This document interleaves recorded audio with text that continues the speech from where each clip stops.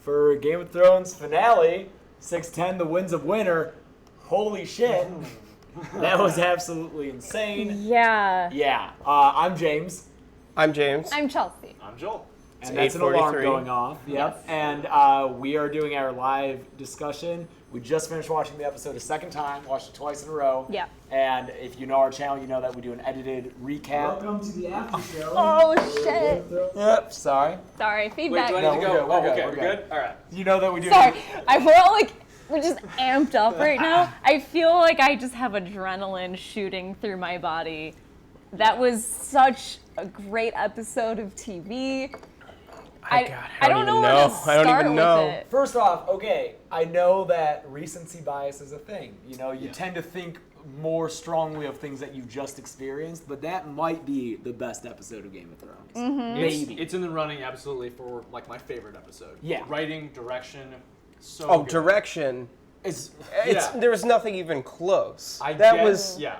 one of the best directed things I've seen, film or TV, in the last decade. Miguel should direct all of Game of Thrones. I know. yeah, he Which should just be designated director. it sucks that I think you pointed out that that's not possible. Yeah, logistically, like they couldn't get it done. Well, because I mean that's like that's like a year of your life.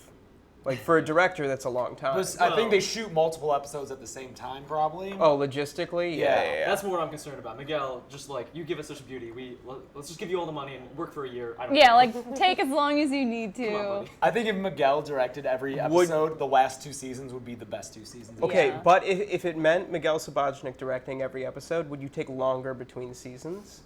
Would Sure. you be cool with that? I'd take a year and a half instead of a year, maybe. Yeah, I think I Oh, would too. for him to direct it? Yeah. Yeah, absolutely. Because there was never anything that came close to this artistically, I think, on the show. No. It was No. So beautiful. it was so beautiful. And they've had some amazing television directors direct their episodes. David Nutter, Michelle McLaughlin, Jack Bender. Jack Bender. They've had some really, really great directors direct their episodes.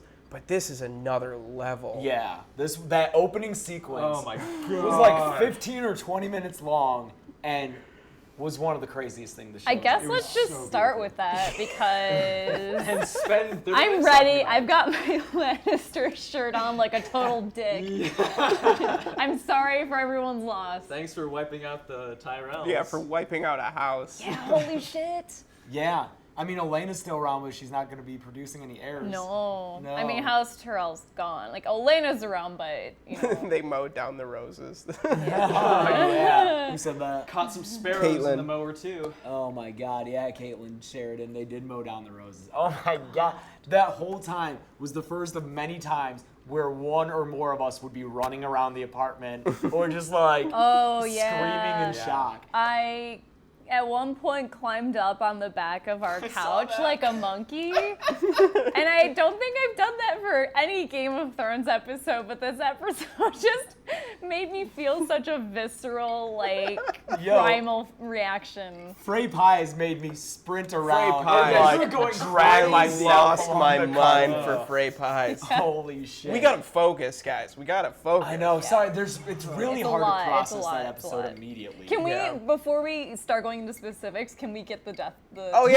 Yeah, we had a did death a pool death. for We this did a episode. death pool. Joel. Yeah. I think you're yeah, the one Joel's not on wired Joel's in. wireless. Yeah, so we, Joel's we gonna go each get it. made a list of 10 people who we thought might die, and we ordered them from the most likely to the least likely in order to get points. So if your we- number 10 spot died, you would get 10 points. If your number 9 spot died, you I get don't 9 know how points. much We of got this we you got to can slide see. down. Yeah. We'll start with me and you, James. Okay, so I had, we all had Walder Frey as number 1 except for Joel. He had Tommen. And for a minute, we thought Tommen was safe, you know? But then we should have known better. I literally got my top, what is that, 7? My top from 7. King's Landing. Everyone except for Walder died in King's Landing. King's Landing. Yeah. I switched things up. I got to Lancel and I thought I have too many people from King's Landing. So I got to yeah. spread it out a little bit. So I did Mel and Pod. I Wild thought card Pod. like Pod was my wild card. Like I thought maybe that would be a shitty thing if if Yeah. Pod died. I lost Qyburn though. Qyburn was on the win. Qyburn and Cersei were on the winning side this I episode. just think it's so funny that we all had the same thought of, oh no, we all have too many King's Landing people. Like, that's too many people in one spot. We gotta throw in some other people in there. But still, And- None of us had Marjorie. None of us had Marjorie. No. Because that hurts. Yeah. We all had Walder, Tom, and Kevin Pycelle up there. Yeah, High Sparrow. Did I was all like, of us? Loris can't go. He's gonna confess. I didn't have Fine. Loris. I changed Loris for Mel, and it turns out that was a poor decision. All of us had Cersei. Yep, and I like Wildcard Ed. Yes, wildcard. yeah. The wall's Just in gonna come down case yet. we went to the And then wall. Joel went super wild card with Jorah. Maybe he comes Yeah, back. I ended up winning by 1 point. I beat Chelsea. Yeah, by I 1. lost by a point. I'm pretty sad about it. Yeah. It's because you had Mel. Mel, it's so because high. Mel Yeah. threw me off. Good guess though. Good She stuff. almost got it, but I she ran know. away. I knew that she had more of a role to play. Yeah. More to come. Yeah. Dude, Marjorie is what upsets me the most. Anyone else in King's Landing could have died, but the fact that Marjorie's the only character who I'm really sad we won't have anymore. Yeah. Yeah. Especially when Marjorie was getting so kind of. Yes. But maybe she bit off more than she could chew? I guess everyone did up against Cersei. Yeah. No one counted on Cersei being. But fucking... then the stupid irony of it is that Cersei bit off more than she could chew, but she's the one who in the end really managed to take advantage of that. Which, it was all such an accident. She's not smart, you know? No. She's not a smart lady. I love her, but she's not smart. I think she just got really lucky here. Yeah. Yeah. Oh she my had God. Qyburn as a ally. She had like the zombie he created, and then she had just by luck caches of wildfire Well, Yeah. everywhere. I think the real tip of the scales for Cersei's power ended up being the network of little birds that she inherited from the vacuum when Varys left with Tyrion. I didn't think they would actually be loyal to Qyburn. I thought they would still be on Varys' side and giving him info. I don't, but... They don't went think a different they direction. care, And yeah. Varys mentions too earlier in the season that he hasn't heard anything from King's Landing. That's so true. I guess that good call. for sure That's they true. are Qyburn's little birds. And yeah, I mean Pycelle was just the beginning of the slaughter. Oh my Jesus. God. And we all knew he was gonna go. The very last things written in the books is an epilogue chapter where Kevin and Pycelle get killed by Varys' little birds. Well, doesn't he shoot Kevin with a crossbow? or You're something? right. Varys actually personally does him. in the But, book. so they're going in a different direction. So yeah, it's a here. different direction, but we figured We those still- two were gonna die, but not everyone. Yeah. Oh my We God. got a Nice. version of it. Grace. No loved longer how- the ace. I loved how there's an intermission basically between a very masterfully orchestrated sequence, that piano in the background, and we have the trial for Loris.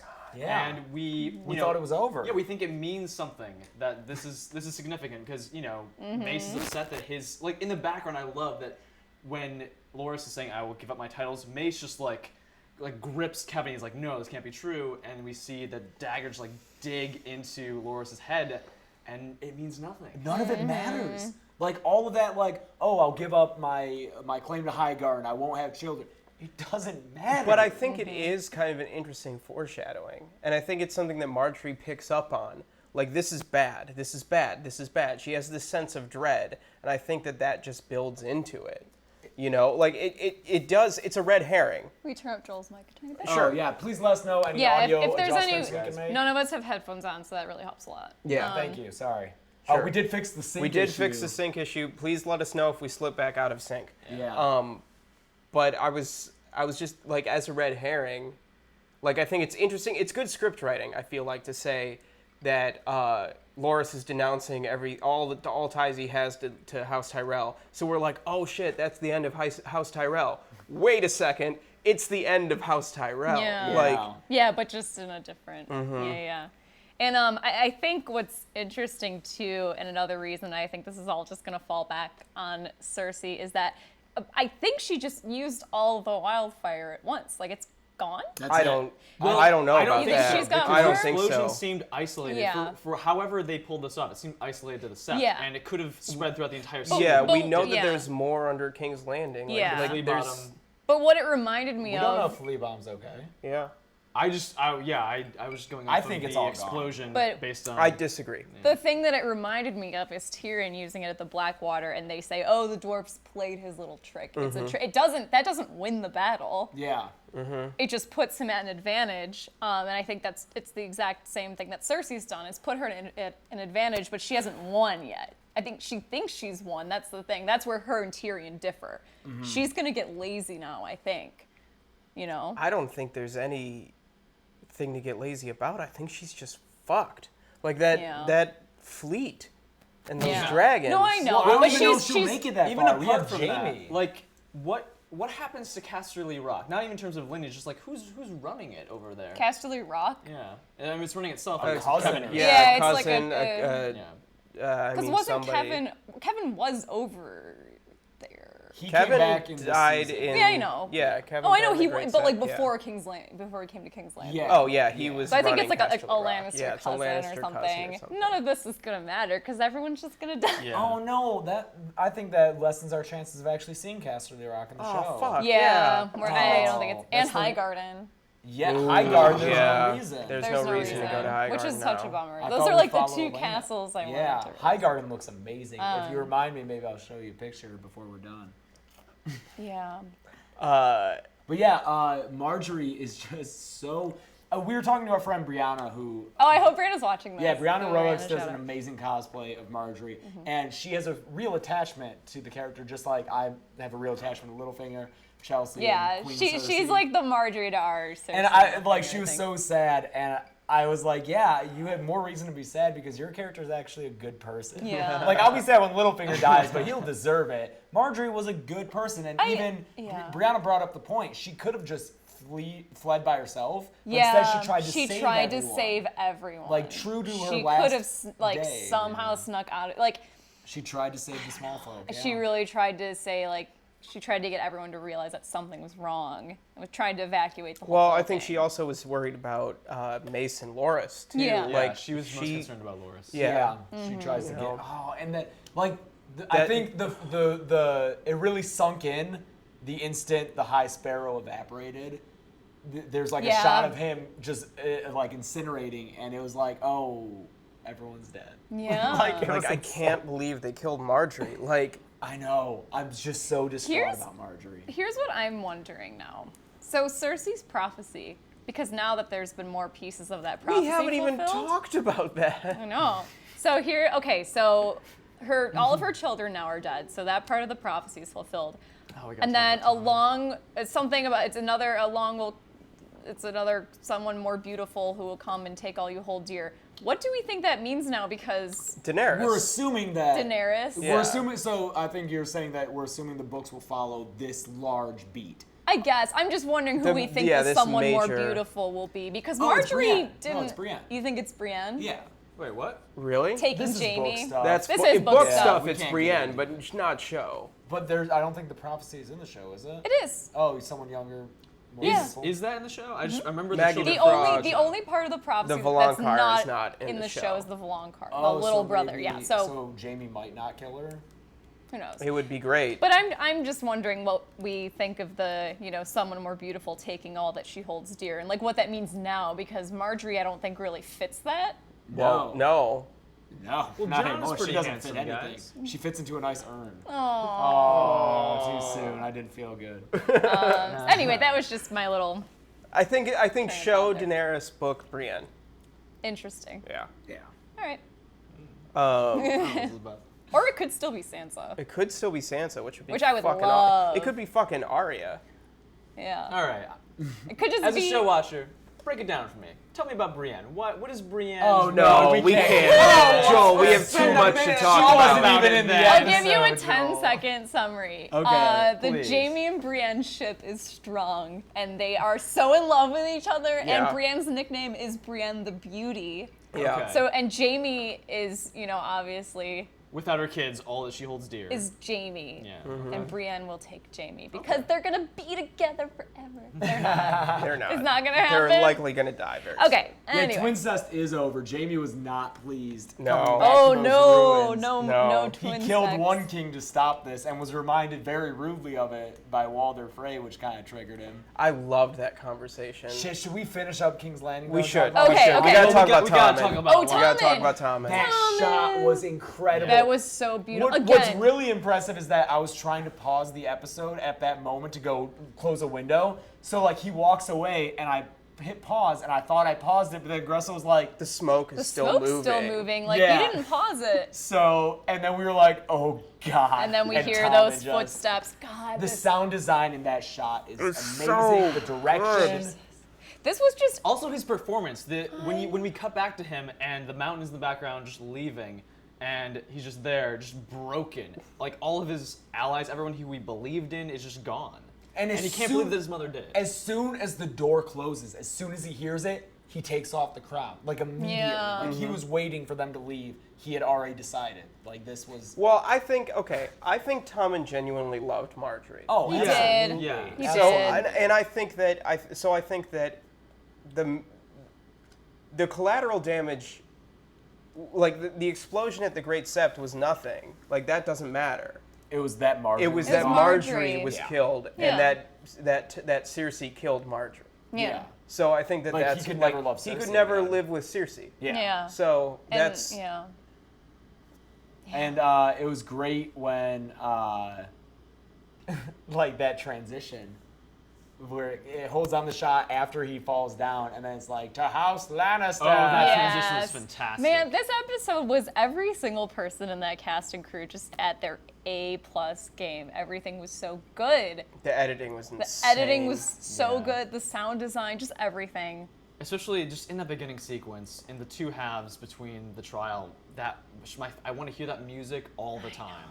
God, that was Yeah, so that beautiful. music. There was the piano theme, and then later like the cellos come in. Yeah. Oh, and even just like this beautiful like choral singing during when Pycelle was getting stabbed. Oh, Yeah. okay. Yeah. It was breathtaking. I mean, Yeah. who said it? Who called it as a Godfather moment? Yeah. was you. I've read that on Reddit before. very People have Godfather. predicted that this would happen, that Cersei would have a Godfather moment. I mean, Yeah. that's amazing. It- Who made the point that she was putting on her coronation dress? That was James. Oh again, I yeah, think. instead of getting, but I think they might be two different dresses. It I've did- already. the shoulders were different. And the fabric looked a Oh, little really? different. I've already been obsessively looking at that dress up close because I'm totally gonna make it. yeah, Chelsea's gonna be Queen Cersei. I'm gonna be Queen like Cersei. Queen Cersei. I gotta get a short little wig. Yeah. That'd be so awesome. What else was I gonna say? Oh, if you had told me after the season premiere that the season finale was gonna be maybe the best episode of Game of Thrones, I would have called such bullshit. It's amazing the progression. The journey that we've taken. Yes. Oh, you know what, Jess? The music did feel very leftovers. That Oh, was it very did. leftovers. The minimalist piano cello. Yeah. Justin Thoreau walks yeah. in his sweatpants. Yeah, but I thought it suited the tone of the finale. Like It- this was I liked how different it felt. Like something felt off. very Well, the different, yeah. piano felt almost anachronistic. Yeah, Yeah, for exactly. sure. Like the music in this show is usually very period, like it makes sense, but the piano is like that's a way more modern instrument. It's a and Renaissance And instrument. it felt so off, and I think it was a nice feeling of unease, like something's weird here. Yeah. For It's- sure. Greg Yeah. C said it was nice to hear new music instead of the usual house songs. Totally agreed, but then also they used the house songs in their best possible way with the Stark music playing. What was it during King of the North? The King in the North and the Raise- battlement scene. I think we got a theme of it. We got a variation on it, I think. Oh, okay. In the scene with Jon and Sansa, and then we did get Rains of Castamere in the coronation of of Cersei. Cersei. Yeah. Cersei. I think Damn. to the giant. Sorry, I'm like, the giant death by wildfire. Melisandre always says that a death by fire is the purest death, and I think that it's interesting that a giant death by fire happened in the Sept. Oh You yeah. know, this like holy Yeah. place. Oh yeah. It's like Representing kind this of large a- change happening. You know what? In religion. contrast to that, though, I noticed 2 moments in this where religion is denounced. It's Marjorie saying, "Forget your gods, like we have real shit to deal with," and then Littlefinger comes onto Sansa Oh, in the yeah, wi- yeah. In the woods in the Godswood. and is like, "Sorry if I interrupted your praying." And she's like, I was done with that long ago. So And the rejection of Melisandre by both Jon and Davos. that's true. She's like, "The Lord of Light is the reason you're here," and he's like, "I don't care. Yeah. Get Justice, out, yeah. get out, or be beheaded or hung, I guess." Yeah, I think maybe this signals a shift of everyone moving away from the major religions of Westeros because we got bigger shit to deal with. Yeah. Well, I'm curious to see how, going off of the earlier theory of an Act 3 villain, curious to see how Euron comes into this.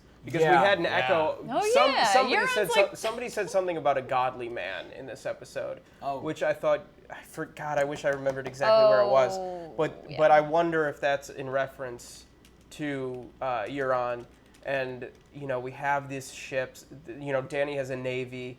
Like, I'm curious as to what his role is going Yeah, to who said that? The be. godly. I didn't catch. Somebody Well, said I remember. it. Yeah, I right. remember that. Yeah, I I don't forget know who the it was. context. Though. You know, it just like it rings We a do bell. have, he's sailing to Marine as far as we know. Dario has been rebuked. Yeah, are they just gonna Are like? they going to join Is forces? his one like his few ships gonna be like, what's that fleet? Yeah, No, he's I not gonna wonder. have a large No, fleet I wonder. if he has any. I don't. But Oh, what I'm are him saying and though. Thousands ships, Dario gonna realistically. team Yeah, up? what I'm saying is he gonna Oh. is he gonna pick up the Second Sons and be like a worst character bonanza? Yeah. Oh God. Dario's just Fellow fuckboy. like, you spurned me and I needed Oh you. jeez, that'd be the worst. I don't know. Like he has a role to play.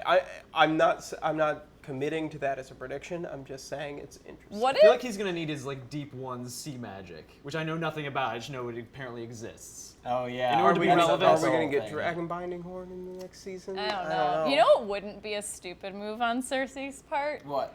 And there's no way she could know about this because logistics, but she could marry Euron because she doesn't have shit now. Oh fuck. Oh, You that's know? gonna happen. Oh, that would be awesome. that would I don't be know if Because that would now, happen. because Well, like, okay.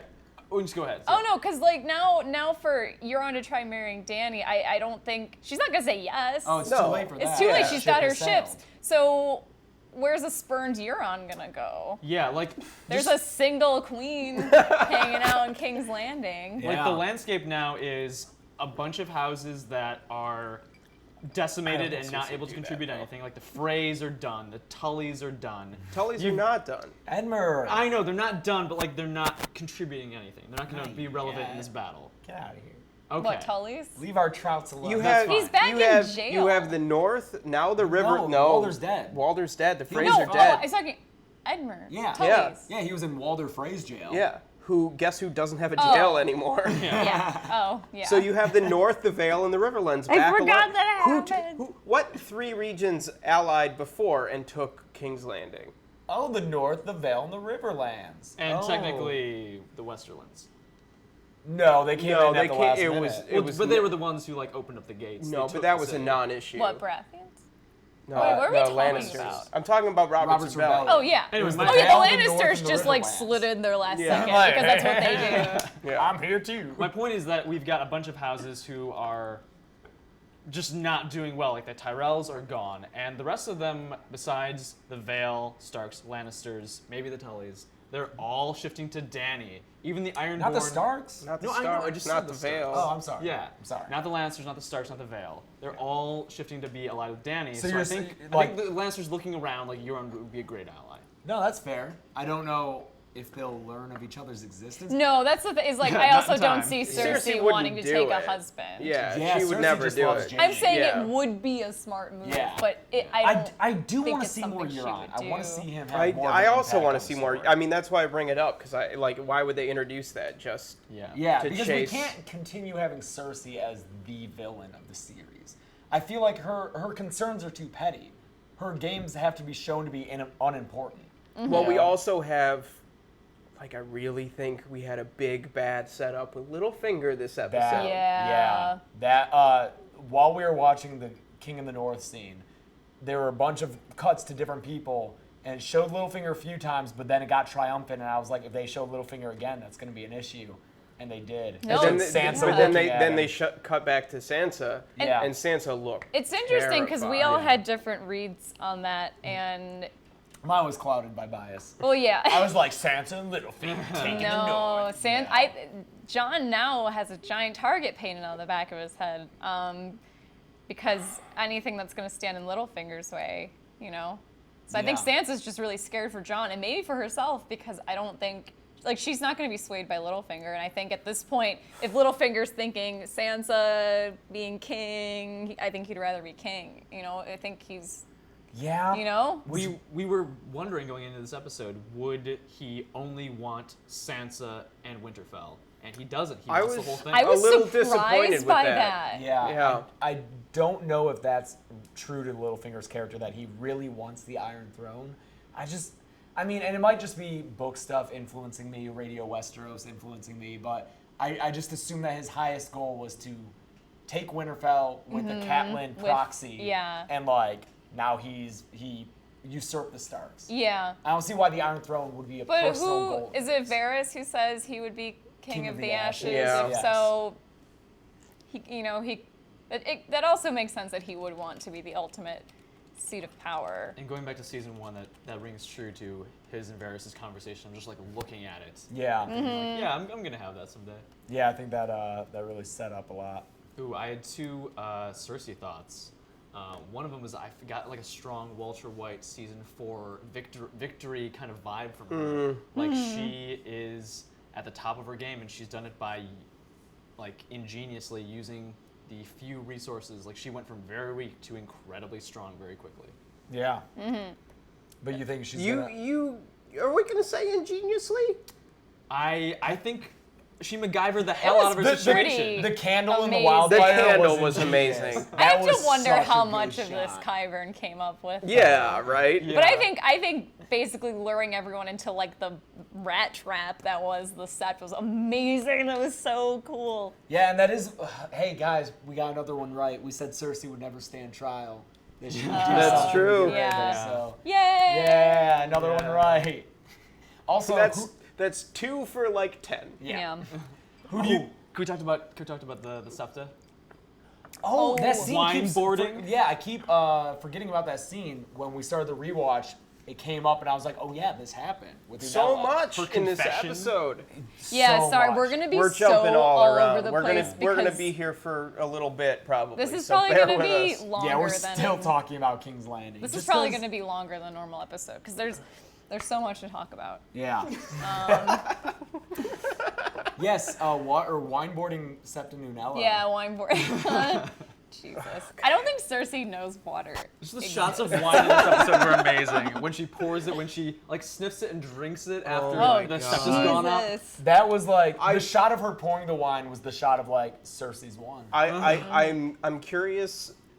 I'm sure it was a decision at all levels, but I want to hear the conversation of the way that they shot Cersei and the wine, the way that Lena Headey like used the wine in her performance, the way that the wine, if it was written in the script at all, I'm sure it was, but I think that the execution of connecting Cersei with the wine in this episode was very important. And I really liked the way, because that's something that we've talked about as book readers for a while, is like, Cersei's such an alcoholic, it's such an important part of her character is the fact that she drinks so much now, as she kind of loses control. The fact that it's become such an important, in this episode, it's such an important part of who her character is and her victory. Yeah, it was like her winning and Yeah. then her... Using it in her taunting of Unella. I think that's so crucial, and I really, really loved the way that they were able to kind of weave those together in this moment. She even invokes how she killed Robert, and that was with poison Yep, wine. that was with wine too. So Yeah. I really... Oh, yeah, good call. Yeah. So And was the wildfire basically in like Wine casks? casks. Yeah. Yeah, Oh, casks yeah. of wine. So I wonder if we'll see next season maybe more alcoholic Cersei, Like just leading to bad a shit. Oh, downfall. she's gonna Cersei. lose it, and I can't wait. I mean, Just they off brought the it up in the chains. inside the episode afterward, but she doesn't have kids anymore. The only thing that humanized her. Yeah, I know. Yeah. She's not a She's- person anymore. She's off the leash. I could see a Cersei death in episode. Keeping in mind there's only 7 episodes next season, I could see it in. No, so many people have confirmed. Yeah, I know. All the directors. I don't want to believe. It's happening. Yeah. I could see it in episode 3. Like Yeah, Cersei being killed, sure. maybe by Jaime Yeah. for what she's done. I think a death by Jaime would be a good way to go. I think it'd be most thematically appropriate. Yeah. Oh fuck! I had a point. We should talk about Unella. We started talking about Yeah, the Unella, then we jumped implication. Oh, jumped yeah. away. That door It's a really closing. disturbing We scene. all read that scene differently. Yeah. I thought that there was a very specific implication as to what the mountain would be doing with Unella, and it wasn't good. Yeah. The rest of you kind of thought that it was more ambiguous than that. I thought it was pretty specific. Graessle thought there was like sexual torture involved. Yeah. Which I don't think there's anything to suggest that. He doesn't move from like standing over her upper body. Yes, it could have been more specific, but I still think that knowing who the mountain is and her being so yeah, terrified. you have to take into account what kind of assault would be the worst assault for a septa. Yeah. Oh, I guess that's And true, what kind yeah. of character is Gregor Clegane? Yeah. We know that he's a sexually assaulting character. Yeah. I think, too, that they kind of took a page from what makes Qyburn so scary in the books. Qyburn's basically a mad scientist, and he does experiments on these women, and we never find out what he does with them. Yeah. We just he just says, like, oh, she Won't be able to talk She won't be anymore. able to feed herself anymore. It's What? just Oh, yeah. weird. Yeah. So they Yeah. never say what Qyburn's doing in his creepy lab, and I like that they kind of shut the door on Gregor Clegane, and they didn't show anything, and I think it's really creepy. Yeah. Yeah. So we don't know. It Your was imagination is much undoubtedly more creepy. The but screaming. yeah. She starts screaming, and she's just looking at that dead face. Shame. Mm-hmm. Side note, so this year at the Renaissance Festival gosh. and at LA Cosplay Con, Chelsea was her classic Cersei, and many times people would come up and be like, They'd go, shame, and just "Shame." harass her character. Can't do And it it anymore. got so annoying. Yeah. I mean, funny at first, but then just annoying after you've heard it. One Like, guy all had, like, day, a every day. bell app Someone had an app that on he his would phone shake. with the Hey, bell, Cersei. and no one can do that anymore. I thought that she should do this new cosplay with the short hair and the coronation gown, and then get like a paintbrush with like green fluorescent, something to be like, shame, wow, yeah. shame, wildfire. Wildfire in a wine glass. Oh God, I don't know. Tommen? Tommen. Oh. Did we do? We started. kinda We talked started, then we It was just an- derailed. It was an amazing shot. It was one of the best. I think I just want to come back again and just say how amazing Miguel Sapochnik is. How many shots from the last 2 episodes are now iconic to the entire run of the show? Yeah.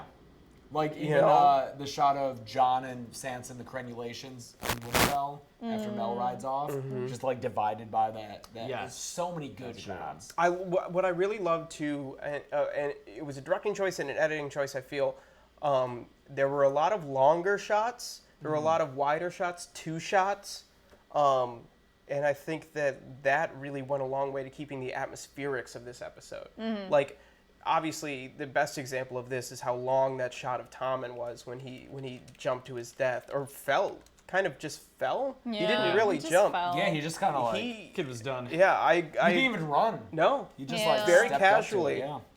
God. Yeah, that I was, also love that it echoed an earlier shot. Cersei drinks her wine, she looks out, and then she walks out of frame. It holds there for a moment, and obviously Also, she- Bran. Yeah. yeah. I thought of Bran too. Yeah. What when he fell out the window? Yeah. Oh yeah. Her son dies the way youngest. that. The youngest son. Yeah. Yeah. Nice. Yeah. Yeah, Game of Thrones. Yeah. Oh man, have we talked King's Landing today? King's Landing was like probably the best. It was. I can't believe they started with that. Yeah, What a way to that's start crazy. the episode. And then you think like, That okay, whole sequence, maybe oh that's my like God. the peak of the episode, which maybe it was, but the rest of the episode was great too. Yeah. I think it was the peak of the episode, but the rest of the episode was great. Yeah, I completely agree. Exactly what you just said. The same words. Well, I like that they started with it because they were so clearly alluding to like Cersei's gonna burn down something. And it was such a slow-moving plot during the season. Yes. Like I really thought that stuff would pick up earlier. Yeah. But now it was worth the wait. Well, I think that this reinforces the point that we made last week for Battle of the Bastards. Maybe not in the podcast version, but in the finished version, which you should watch. came out today. We talked about we addressed some of the criticisms of Battle of the Bastards being predictable. And you mentioned, James, how characters earn their deaths in a specific way and nothing feels like they tell a certain story and things pay off, and that doesn't mean that things are predictable. We knew that Cersei was going to burn down King's Landing. That was planted. We've talked about it all season. Yeah, the whole time we've been saying. saying. Still amazing. Like Yeah. the execution should be where they get the surprise from, not necessarily the event itself. There you go. Yeah. So I think that the execution of the Knights at the Vale was pretty good in hindsight. But the execution of Cersei burning down the Sept of Baelor was perfect. Yeah. They killed And that so that reminds me too, and I'm sure this was not intentional at all. I'm reading into stuff, but George R. R. Martin always talks about prophecy in his books and how he likes to use prophecy, and he'll say, things get telegraphed, and even if you can kind of guess what's going to happen, prophecy fulfills itself in a really surprising way. And this kind of felt like that. We had an idea that something like this was going to happen, but the way it fulfilled itself was so crazy and so surprising. Yeah. Absolutely. Yeah. I had one more thought. Sure. One thing we didn't talk yet too much about is when Cersei sees Tommen dead, and Yeah. I like that we don't see Tommen's face. We only see Cersei reacting to it and how numb she is. Like, she still wants his ashes to be close to his family, but there's not a lot of time spent in that scene. She doesn't touch Yeah, him. and that's one of my, I don't know, that's one of my conflicting feelings about the episode. My very few, because I do think this might be the best Game of Thrones episode ever. But just, should she have been more reactive to it, or was she just numb?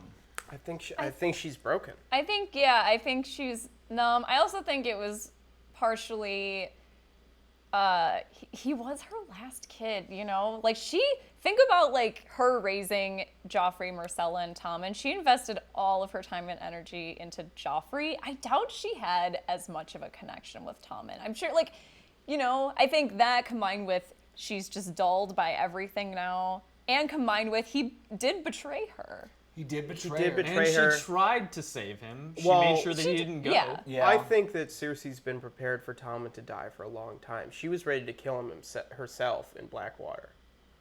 Well, yeah, as a kind of like sacrificial, Yeah, as a last merciful resort. thing, But yeah. I just think that that's something this isn't something that came out of nowhere for her. I wonder if it's almost a relief that her prophecy has been fulfilled. Ooh. Yeah. Oh, She wow. has lived her entire life knowing her kids will die before her. And she probably thinks that she got the better of the younger, more beautiful queen. Yeah, that she's like Yeah. in the that clear she now. somehow, yeah, She can start over with Jaime now. yeah. Although he's definitely not having it. No. Yeah, like I said, I see an early exit for Cersei, but Jeez. I never expected her to be this triumphant. Yeah.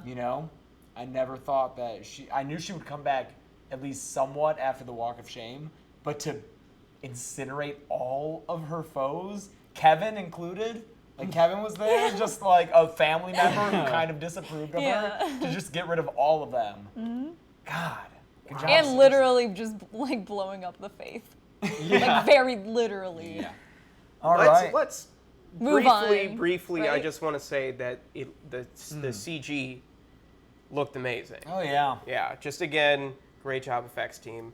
Let's move on. Yeah. I guess let's move on from King's Landing. I think So we should, House Lannister. Well, I think we should Okay. briefly talk about Sam and Gilly at the Citadel and get that out of the way. Oh, Yeah. Sam, yeah. Because Yeah.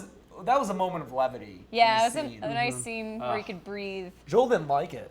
I didn't? You Wait, said what do you mean? didn't care for Well, it. the DMV Oh, scene. I didn't. DMV I didn't scene. care so much about the interaction with whatever Maester I- they first meet. I Like, it think was a that- little too. It's like, I'm not going to stretch out my hand. We're I gonna have some comedy disagree. I here. think that said a lot about who the Maesters were, because so far the only Maesters that we've really had spent a lot of time with are Maester Lewin, who is an exception, and Pycelle, who's an exception. We've never really dealt, and Aemon, who's an exception. We never dealt with like a regular. Wait. Just every maester No, being no, their no. exception. They're all like- We've never dealt with like a Maester who exemplifies a Maester. Everybody From that the we've dealt with, Citadel. right? Everybody we've dealt with has been a little bit rogue. I don't Right? know. Like, Would you- Bolton would you guy guys was agree? fine, I think Mormont so, guy was especially fine. Aemon. Yeah. Because the Maesters in general, I feel like, are regarded as being really snooty. Yeah. Yeah, I mean, there's a little bit more of this in the book. Cersei always talks shit about the Maesters in the book and her The internal gray monologue. rats. Well, I think, and I think Pycelle especially is an exception. They wanted to get rid of him. Like, they didn't want him at the Citadel, I That's think. right, They were the- like, They made him go to Grand King's Maester Landing. just to get him out of there. Yeah. They didn't do it because they liked him. Yeah. Yeah, and The World of Ice and Fire, a book that is amazing, by the way, is written ostensibly by a Maester, and in it, I think, is a lot of examples of just how the Maesters are condescending towards magic and the higher powers. Lewin even was like that, and telling Bran there's no such thing, but like as we've been shown, there is a such thing, and they're just blind to it because they believe in their way, and they don't believe in shadow binding or Lord of Light or whatever, but like we know that there is some power within those things. So I think it's good to show the Maesters as this kind of arrogant. Yeah. Well, they're arrogant, and on top of that, Sam is dressed like a man of the Night's Watch, and it's easy to forget because we see the Night's Watch so often, and we know the members of the Night's Watch, but they're among Westeros, they're a joke. Yeah. No one takes the Night's Watch It's seriously. been many years since. Especially the Night's Maesters Watch was who taken. don't believe that there's even a remote possibility that anything that the Night's Watch is there for is real. Like the Yeah. White Walkers, it's Yeah. been so long that they've just forgotten. Yeah. Yeah. So I really liked that scene. I also think it was important to show just how brilliant and innovative the Maesters are.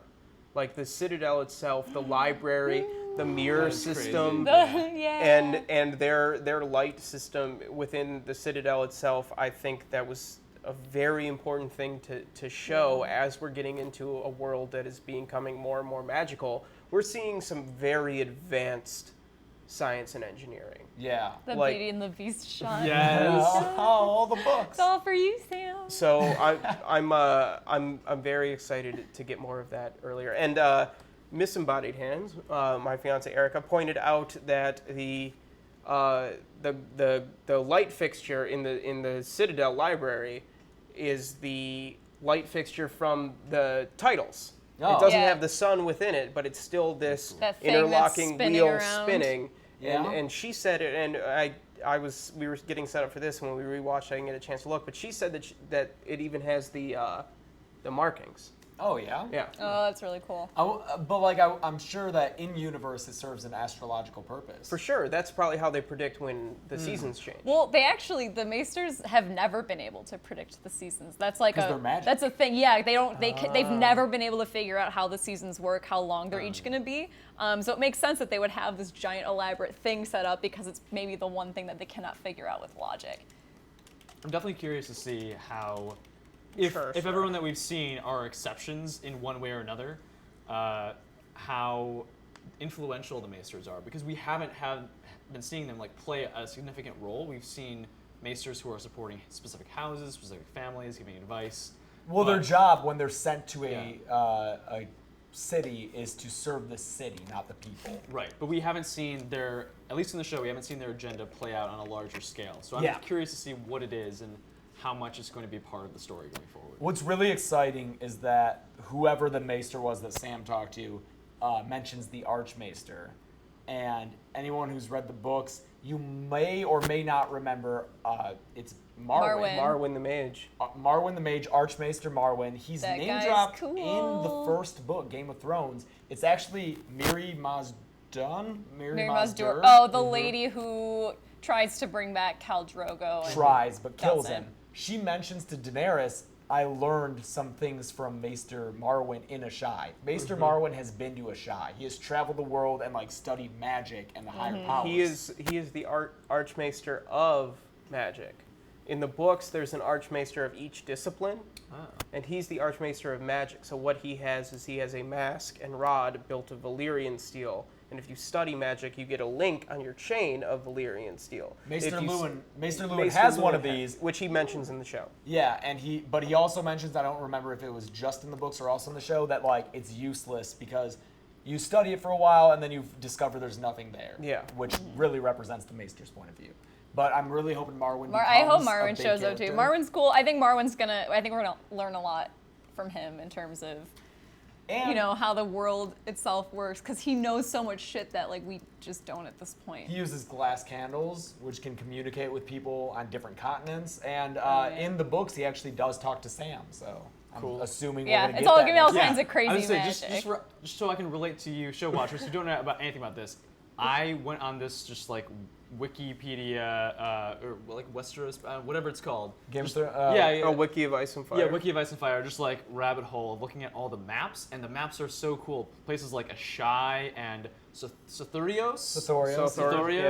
Which is like a terrifying jungle continent, like way south and to the west or to the east. Yeah. Just like look at maps and look at theories people have about maps. They're crazy. I'm really excited to read the books because like the world that we're not really seeing it's like way over here. There's like a golden empire. There are these like forts that may be defended against the night. It's I don't know. I'm really excited to discover more because That's shit's right. cool out there. And yeah, we'll do book club July 17th. We'll talk about that more later. But you know, this isn't the end of our live streams. Just so don't get disappointed. All right. What? Anything else about Sam? Or? I think I'm. I think It was we're a good moment on of levity. Sam. It was It was a nice Fun moment. scene, yeah. Where to?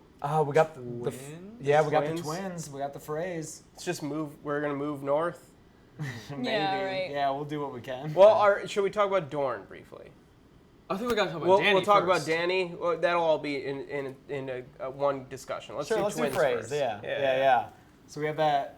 What we thought was going to be Red Wedding 2.0 wasn't quite. Kind of. Yeah. We got a lot again, as we did in the 607, where we got all that red wedding imagery. We again get a lot of red wedding imagery. It's hard to say. Macaronis. Yeah, and it really it finally pays off. It finally pays off, and I loved it. But before we get to Arya, I loved the conversation between Walder and Jaime. Yes. It's very important. Yeah, the respect that Jaime still has for the Blackfish versus the total lack of respect that Walder has. That's a good contrast. And the total lack of respect that Jaime has for Walder Frey. Right, exactly.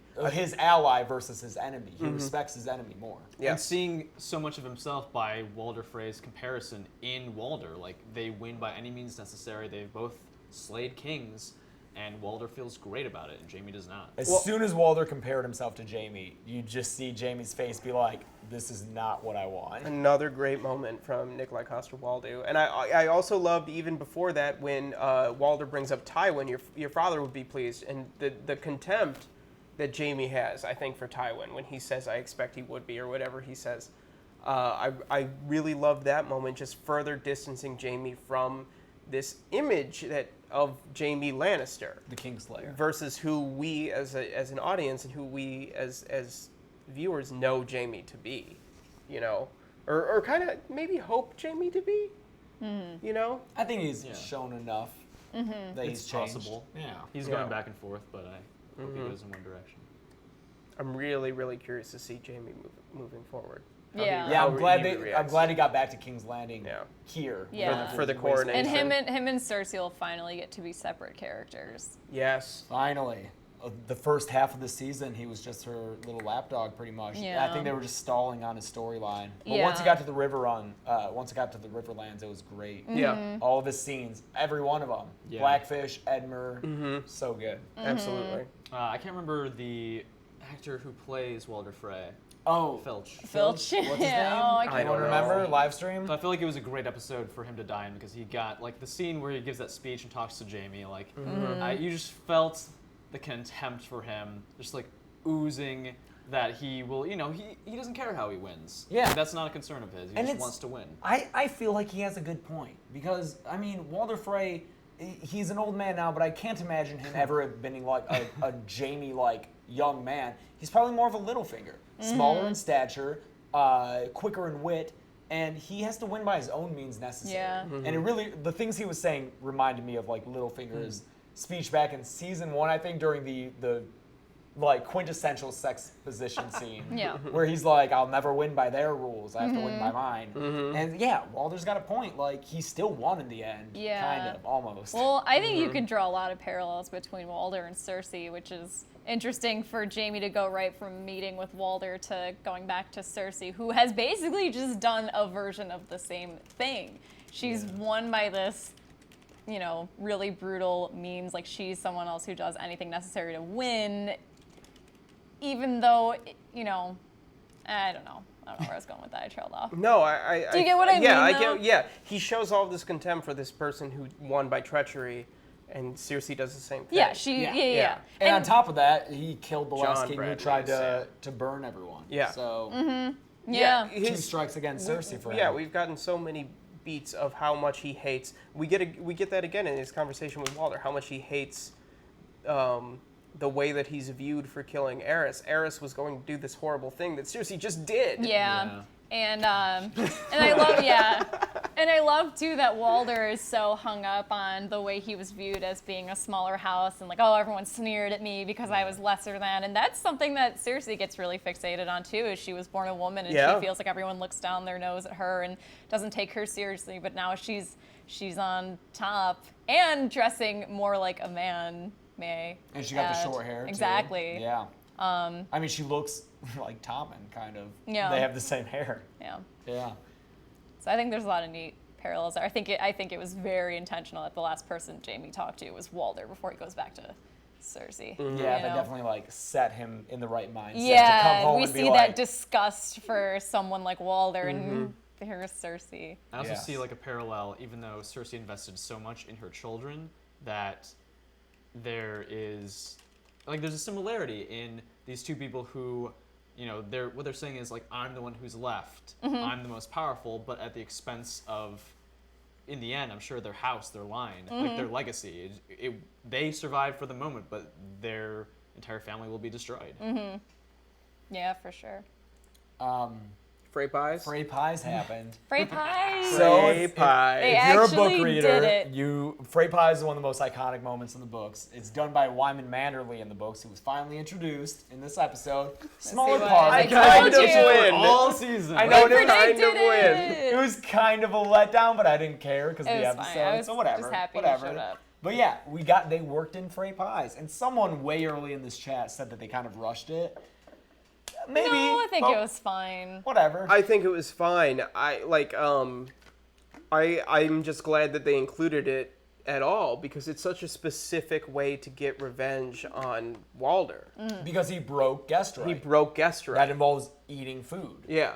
Yeah. So Yeah. That's I think that that's such a specific way of getting that revenge. It's very crucial to the way that they get revenge against Walder, and I'm fine with it being Arya. I Me think too. that it's finally Arya kind of paying off, and her training that she learned in Bravo's paying off. It did come in Yeah. handy here. Yeah. She actually wore someone else's The face. only, sure. The only quibble I have with it is she got there so fast. We don't We know don't when know this that. stuff Like, we happened. don't know I know. the timeline. But We'll another get back to that with the Dorne, Yeah. Yeah. Dany stuff. Another thing that's really important with the Frey pies thing and guest right too is back in season 2, 3, Mira tells Bran the story of the rat King. cook. Oh, that happens in the show It does. as well? The rat Oh, cook. I don't remember. She Tell tells him that story. Yeah, it's like, I mean, it was from so long ago. So basically, Mira tells Bran about this king who he violated guest right, had people murdered underneath his roof, and he was cursed by the old gods, right? To remain a rat for all his life, and the only thing he could eat was his own children. Oh. Yes. So this is Nice. fulfillment of Yeah. a long-standing, Like Northern legend. This is a Yeah. Yeah. So basically, Walder has become the rat king. Yeah. Yeah. It wasn't even. I think he even kinslayed, but it wasn't the kinslaying that was being punished. It was the The violation, of guest right. Guest is right in like the north is Guest like right is so utmost, yeah. Yeah, important so in that's the North. that has such a long throwback to that story, but yeah, I love that they brought that back. And also his manner of death. I think I mentioned it in our audio-only review of last week's episode, but someone mentioned online, I can't take credit for this, but the 3 people orchestrating the Red Wedding were Tywin Lannister, Roose Bolton, and Walder Frey. Oh, Bran told that story. Bran tells that story. Thank you, Yes, Lindsay thank you. Jasinski. Yes, thank you. And N.W. Carnelli knowing the episode, season 3, episode 10. Dang. Nice, that's some shit. Yeah. But yeah, the 3 people who orchestrated the Red Wedding have been, 2 of them have been killed. And during the Red Wedding, Robb Stark was shot by arrows and then stabbed in the gut, and then Catelyn had her throat slit. So Tywin Lannister shot by arrows, Roose Bolton stabbed in the gut by Ramsay, Walder Frey throat slit just like Catelyn. Arya kills him the same way that Catelyn's killed. It's beautiful. I loved that moment. Again, Erica brought up the point that she had a problem with that scene because it sets a precedent for Arya being able to be anyone. That's true. So she said, what's to stop Arya from just like being one of Cersei's handmaidens or something like that? Oh, yeah. You know, like now that she has done this with someone on her list, who's next? Oh, I man. know. Where's she gonna go? Yeah. Who else remains? Cersei? Is she the only Cersei's one on the list. Gregor's on the list. Sir Ilyn's not a character anymore. Yeah. Sandor's on the list. Yeah. She removed him, Did she? kind of. Kind of. I wonder when she's going to get, the Westeros news service and what that's going to change for her. Like, learning everything. Is she going to go north and join them, or is she going to kind of keep on? Yeah, she's in Westeros, but I assume that if she knew about Sansa and Jon's reunion, she would have just head up there. But maybe she was like, let me take care of this first. I'm here now. I'll get this done. Oh, and Frey pies, I also appreciated the similarity to Titus Andronicus feeding pies of yeah, don't say anything, because I don't know if Chelsea has seen shit. It's kind of a play, a famous Shakespeare play. Yeah, Titus Andronicus. He loves that movie. But there's also an amazing movie There is that a great I want to movie show to Chelsea watch. because it's insanely anachronistic and in the best Julie way. Taymor? Julie Taymor. Yeah, it's a great movie. But yeah, I feel like anytime a new character... That's definitely where that comes from, though, Joel. Yeah. Yeah. Anytime a new character's introduced now, I'm going to feel so suspicious of them. So like, what if it's just Arya? Well, it totally changes the reading of that earlier scene at the feast, too. Because you know if that girl isn't Arya then, she's going to be Arya now. So the implication is Arya killed that girl. Yeah. And if it is Arya, she's scoping out Jaime. Is she watching him to know, like, to try to determine if she should kill him or not? I think she's probably deciding, and I think she decided against it. She doesn't know about Bran. She doesn't have any ill will against Jaime specifically. I guess, I mean, except for the point you made that Jaime's there toasting the Red Wedding. Yeah. But I think she sees I don't know, she might see the contempt. We did see her have that moment of empathy for Cersei, you know, so she's not a complete sociopath anymore. I think that I want to believe that she's grown a little bit and that she's refocusing her goals. I mean, killing the Freys killed Robb. Like when it comes down to it, it was the Boltons and the Freys. Yeah. You know, so Now that we have the House of Black and White behind us, I think we're going to get more about what her mission is and how she's going to fulfill it. I'm excited for that. It's very exciting. And, you know, I didn't happen to catch Maisie Williams' name in the opening credits, so it was such a shock when it happened. And I'm kind of glad I didn't see that she was doing it. It was great. I really loved that scene. I'm glad we got Frey pies. And yes, even though it wasn't orchestrated in the same way as it is in the books, I think it's important that they included it regardless. Yeah, because it's such a big moment. It's such a talking point. For sure. Like, we've been talking about it for, you know, book readers have been 5 talking about it years. for 5 years. About how, like, oh shit, Walder ate his sons. And I like how in this they did it with his 2 sons that have been the most of characters of any of his sons, Black Walder and Lothar. Did he eat any of the pie? In the book? No, in the show. I think she He said took that's like his second helping. Yeah, I think it Oh, was he's already...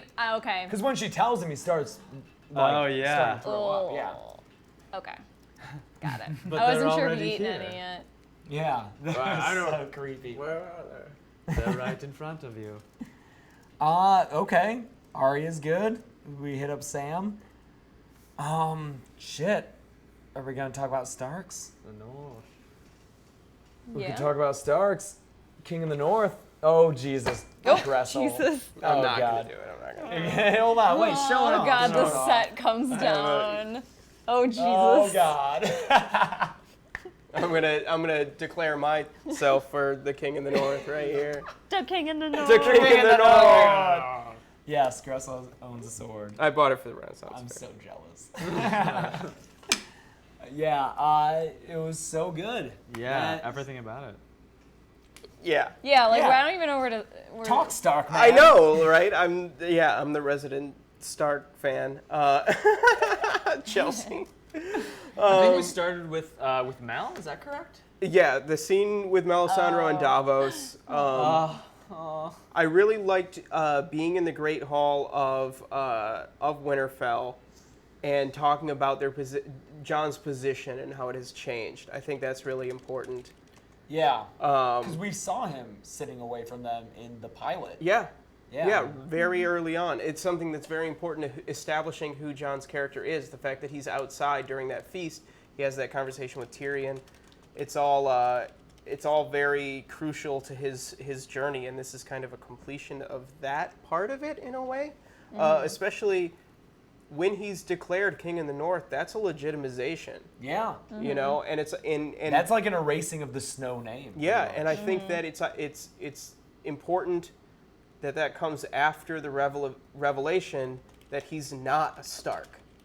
Oh, okay, yeah, You yeah. know, That follows directly after. It follows directly reveal, yeah. after the Yeah. Tower of Joy reveal that he is not a Stark. He is a Targaryen. He is something Targaryen. We don't know what his name is. Yeah, I think it's Aemon. That would be that's pretty a cool. long. It's a theory. That's a long, yeah. That That's, would be Yeah, pretty there's even a cool. line in the books where Sam is talking about Jon, and I think he says something like, "Well, he's not Aemon Targaryen," and it's like Yeah. if it's Aemon, it's a funny little. Good setup. Yeah. Yeah. Yeah, for sure.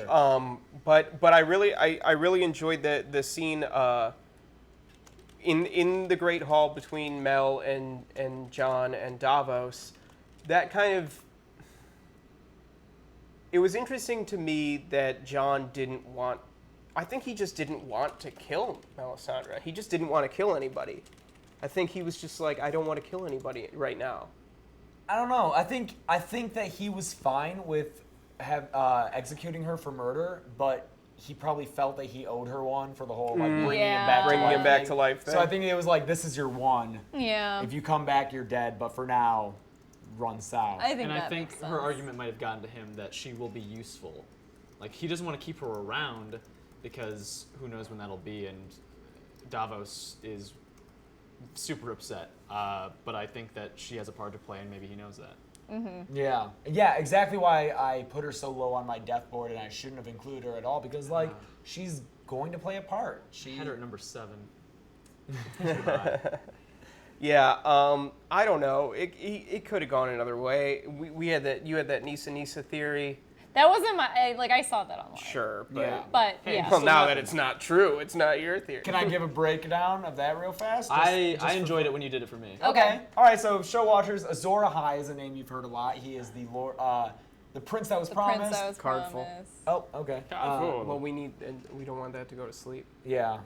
Joel, could you fish around for an SD while I explain this sweet ass book knowledge? So Azor Ahai is who Melisandre thought Stannis was and now thinks that Jon Snow is. He's the one who will bring an end to the Long Night. He is Azor Ahai reborn. And Azor Ahai, in order to vanquish the Long Night and the Night King, had to make a Valyrian steel sword called Lightbringer. But he would make it and then try to temper it in water, which is like cool it after he heated it and hammered it, and it would shatter every time that he tried to do that. And it wasn't until he thrust it through the heart of his love, Nisa, that it was tempered correctly and didn't burst. And it is said that Nisa cried out in anguish and ecstasy as he tempered the sword in her blood. So it was a really good theory that Chelsea saw online, and that I think we all were cool with, Yeah. was that Melisandre would be Jon's The Nisa. Nisa. Which, equivalent. could still happen, but, Yeah. they let it lie for a little bit. Any of those? Oh, thank you. Sure. Yeah. Yeah. That scene was so sad. The Davos. Tower of Joy. No, Davos. Oh, Davos. That was really sad. Liam Cunningham So- was at best in it. He was drunk with rage. Like, he seemed actually drunk with how Yeah. pissed he was about Shireen. Yeah. He was on the verge of tears too. Yeah. I think there were tears. I like him explaining just like it's just he wants justice so bad, and he's so true to character in that he's not just going to take revenge. He's never going to just kill Melisandre. He tried before. He tried before, sure, but like at this point, like he asks Jon for permission. Yeah. You know, because he's so desperate to find a new Stannis. Yeah. You know, I wish that we'd gotten a little bit more of a reaction from him when Mel revealed that Stannis and Selyse. Yes, I thought well, that would have broken him a little bit I too. think that that's what calmed him down. I think that that's what made him back off and accept Jon's punishment of exile versus execution. Yeah. You know, I think that knowing that Stannis and Selyse were complicit in it was a big part in Davos kind of backing down. Trent asking why Mel didn't lie. I don't think she. Why would she? I don't Yeah. think She has no reason She's to. ready at to that die. point. She She's said she doesn't care. She's never shown herself to be a dishonest character. Mel's biggest flaw is just misreading prophecy. Yeah. She sees things, and you know it's not always clear what you see in the flames. And I thought it was a great way of explaining her whole worldview when she admits to not lying but being wrong. yeah, she says it in this episode. Like, I never lied. I was just wrong. That's her in a nutshell. And for a lot of, I think, it seems like her life, that's been an asset, promising things that she doesn't necessarily know, but she believes it to be true. And I think it's really biting her in the ass now in a big way. Wait, what do you mean? Like, Unpackage that. so I would guess that with Stannis and with people before, she would be making promises and seducing them with promises of power or demonstrations of power like her tricks. And I think there's enough that happens that, like, I don't know, people dying or shadow babies, there's enough to convince people that everything that she says is true. And here we have concrete demonstrations that some things just can't be trusted. They don't happen according to what she says. Yeah. I think this must be like a significant turning point for her, and probably before this it hasn't gotten so bad. Yeah. I'm curious as to where she's going now. I wonder if she's Yeah. going to meet up maybe with the Brotherhood in Thoros. That would would be, be- feel most at home there. Yeah, I think that would be interesting if she could find Kindred allies spirits. there, you know? Yeah. Yeah, that would be for me a reason to justify why we had Sandor and the Brotherhood come back this season, Oh, not next okay, season, sure. because it was 2 episodes and that was it. Sure, yeah, I can see that complaint, Joel. Yeah. Like, he served, didn't really fulfill any purpose this season. Yeah, I get that, man. I bet too for Davos, and this is just a sad picture, I think, Davos being in a room with Mel and Jon, and one, realizing the truth about Shireen, and two, Jon was brought back to life with Mel's magic, and Shireen was sacrificed for the sake of Mel's magic. And I think that's really sad when you think about it. You know? You know? Yeah. Just sad. What if, No, what if it- Death was it promised to is. face? Just- And Well, death can pay for life. It's entirely possible that that's what led to Jon To being, Jon. you know. oh god. Hey, that's So- a pretty big gap. I don't know. No, I mean, Yeah, I just but- mean, like, you know, I think the death of his sweet hair was really what did it. I mean, I could just see him being bitter about the fact that Jon was chosen to, like, he gets to stay alive. He gets to be brought back with magic, but Shireen Jon is had, bitter? Or No, Davos is bitter? Davos. I bet that's sitting back there Yeah. somehow. I mean, I don't Hey, think look, Davos he's- would blame he's- him, but like I'm sure it entered his No, mind. yeah, I'm sure that. I That's, think he's pretty on board Team Snow. no, Yeah, he is. yeah. I'm saying, like, I just think that that's a sad contrast. It's The White Wolf. so that was the first scene, yeah, and then was the next declaring him king of the north. No, we had Sansa and Jon on the battlements. Oh yes, That 2-shot that started it was so good. saying that they need to trust each other. Yeah, that shot Yeah. was great. Them separated by that armory for a little while because just that's symbolic of their relationship this season. Yeah. They've been having walls between them. Yeah, I loved after their kind of just nice intimate brother sisterly moment with him kissing her on the head and saying that they needed to trust each other, and I feel like it was a different Jon than the one who came out of the Battle of the Bastards than we had at the beginning of the season, so broken and so tired. When she said that winter is here, he just laughs. He's like, all right, like he's not broken thinking like, all right, I have to do this other thing now. He's just like, yeah, let's do it. Well, I've seen everything else. I love the line that he says there too. He says, "Father always promised," Yeah. and then "Promise me, Ned." Uh, You And know? links them through Ned with Promise Me Ned. And it's so good that, as soon as Sam gets to Old Town, we see the white doves flying out, signifying that's winter. I like that a Stark is the one who has the line in the show. Winter is here. Yeah, and I like too that winter's here as soon as there's a Stark back in Winterfell, which is really neat. And Summer's dead. Summer's dead. Yeah. Summer's wish we could have dead. seen Ghost. It would have been nice. Yeah, that was Yeah, a little where disappointing. is Just Ghost? one shot showing that he's there. It's They frustrating. got to find that money somewhere though. They got to find that dragon money. I know, but you can't have one shot of Ghost just laying on the ground in the Great Hall while he's Yeah. being declared It may king not of be the a money North. thing. It may be them underestimating how much we like the dire wolves. Yeah, please give us the All wolves. 2 of them. Yeah, Yeah. down to 2, and one hasn't been seen since Oh episode. fuck! Arya's in the Riverlands. Oh my god! Go find a meeting. Oh, yeah, I All didn't those think videos that. of like owners meeting up with their dogs on YouTube. It's gonna be like Yeah, it's that. gonna be guys. Oh, like the Exactly. military The guys military coming home and the dudes. dogs. Faceless assassin and dog. Yeah. Yeah, that's how it's Click uploaded here. on YouTube. Oh That's my a god. good point, though. Yeah, they're. We might see Nymeria return. Yeah. That'd be awesome. In the books, her pack of dogs has been brought up repeatedly throughout the books. Yeah. It's Chekhov's wolf pack in the books. Yeah, they're like, oh, there's these fucking wolves out there eating all of us. Like, we don't know what to Yeah. do about it. It'd be cool if they introduced that. That sounds awesome. They Yeah, do, right? to Ghost. They also refer to John as the White Wolf. Yeah. Exactly. Yeah. So Oh yeah, at isn't least there a there's, white wolf? there's lip service to him. Yeah. Yeah. I liked that, like we said in the books, Jesus.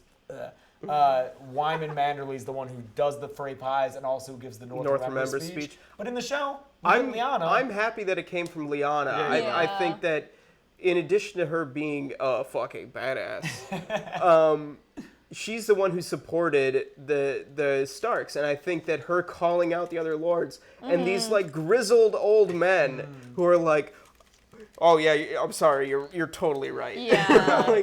like especially as much as I loved Wyman's speech, I think after Lyanna, the best North pledge speech was Robert Glover. It was great. Yeah. Him being like, my bad. Yeah. Like, sorry, I messed up. I hope you forgive me. For the rest of my life, I'll regret it. Yeah, I really Yeah. like that he said that because that just made it stick. Yeah. And we had the Manderleys, the Glovers, and the Kerwins all pledge their allegiance to the King in the North, Jon Snow. Yeah. God. Although, so Glover's speech is great, but it doesn't acknowledge Santa's contribution. Like he could, Santa's contribution. yes. Santa. Yes. Oh, Cider. So it's not a matter of him regretting that, oh, I should have gone with you, John, because then, I would have been on the winning side. That would have been great. Like, John would have lost without the contribution of the veil. And I feel like that's also reflected in the scene where Sansa doesn't get the due I think she's owed. They're all toasting and, praising John, but, like, Sansa is responsible for this victory. Yes, John even points it out earlier. We wouldn't have won without you bringing in the Knights of the Vale. So he knows it, but like his lords don't, or at least they're not acknowledging it. Yeah. They're raising him up. And who was talking about how Sansa's face changed when it was you, Yeah, right? on the second watch, I saw that, there's this North Remember speech, but then when they specifically address John as, they're toasting to John as the White Wolf, the King of the North, that's when Sansa just, her smile, fades, and she starts to get that look of fear. But I think that comes from knowing that now, like you've said, Chelsea, that John is a target on his back. I don't think that's any kind of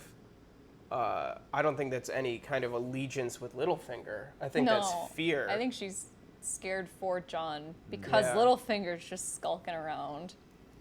Just sitting back. Yeah. I loved Littlefinger's presence in the King of the North scene because Yeah. it's very reminiscent of Robb's coronation at the end of season 1 of everyone declaring him King of the North. Wow, was that the end of But season 1? That was the season 1 finale Wow. that happens when Umber, Great John Umber, Great John is the one Umber. who leads the pack, and now we see an echo of that same scene with John, but there was a little bit of a difference in the fact that Littlefinger's sitting there.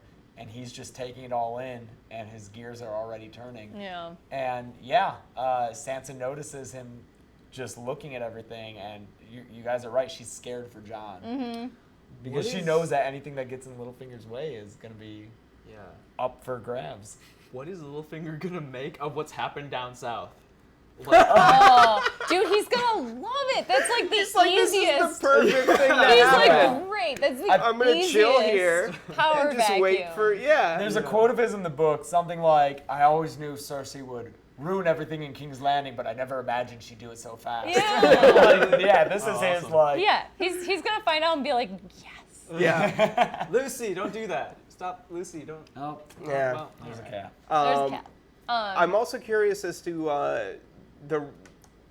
I'd have to go back and look at the scene again. Are the Knights of the Vale supporting Jon? It looks like it. It did look like it. Yeah. Royce had a problem with the wildlings. Sure. But I think that in the end, they were all swayed over to Jon's Okay. side. And Yeah. Royce is definitely going to back Jon over Littlefinger. Yeah. Oh, for sure. Yeah. As we saw earlier in the season, he has no love for him. I I like, yeah. sorry, real fast. Cammy had a really good point that this is exactly what Catelyn didn't want. Jon becoming Lord of Yeah. Winterfell over Oh, Sansa. that's right. You Yeah. know? Like over one of her trueborn children. Yeah. All of her Yeah. trueborn sons are dead or crippled. Or being Bran. Yeah, or Bran. I yeah, still we think said that. I still think Bran needs to get to the Godswood at Winterfell. I think that's going to be his home base as the Three-Eyed Raven. He mentioned Yeah. now that he is the Three-Eyed Raven now.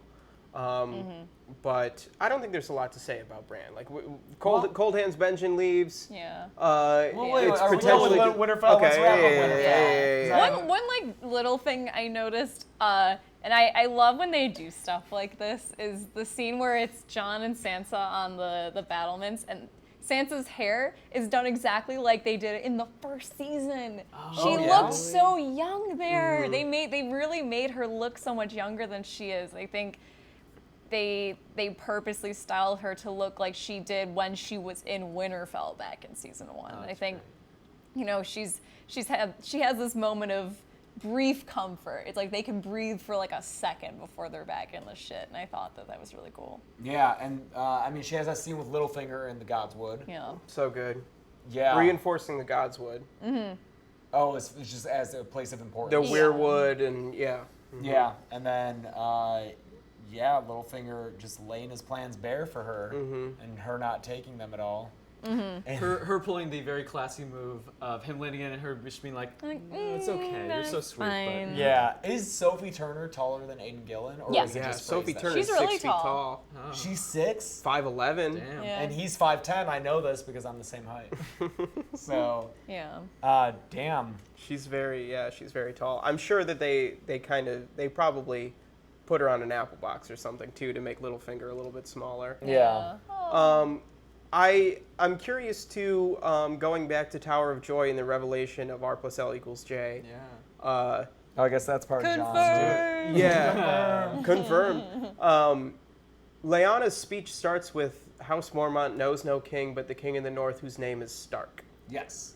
So the revelation that Jon is not a Stark. It's one thing for him to be a bastard. He's Ned Stark's son.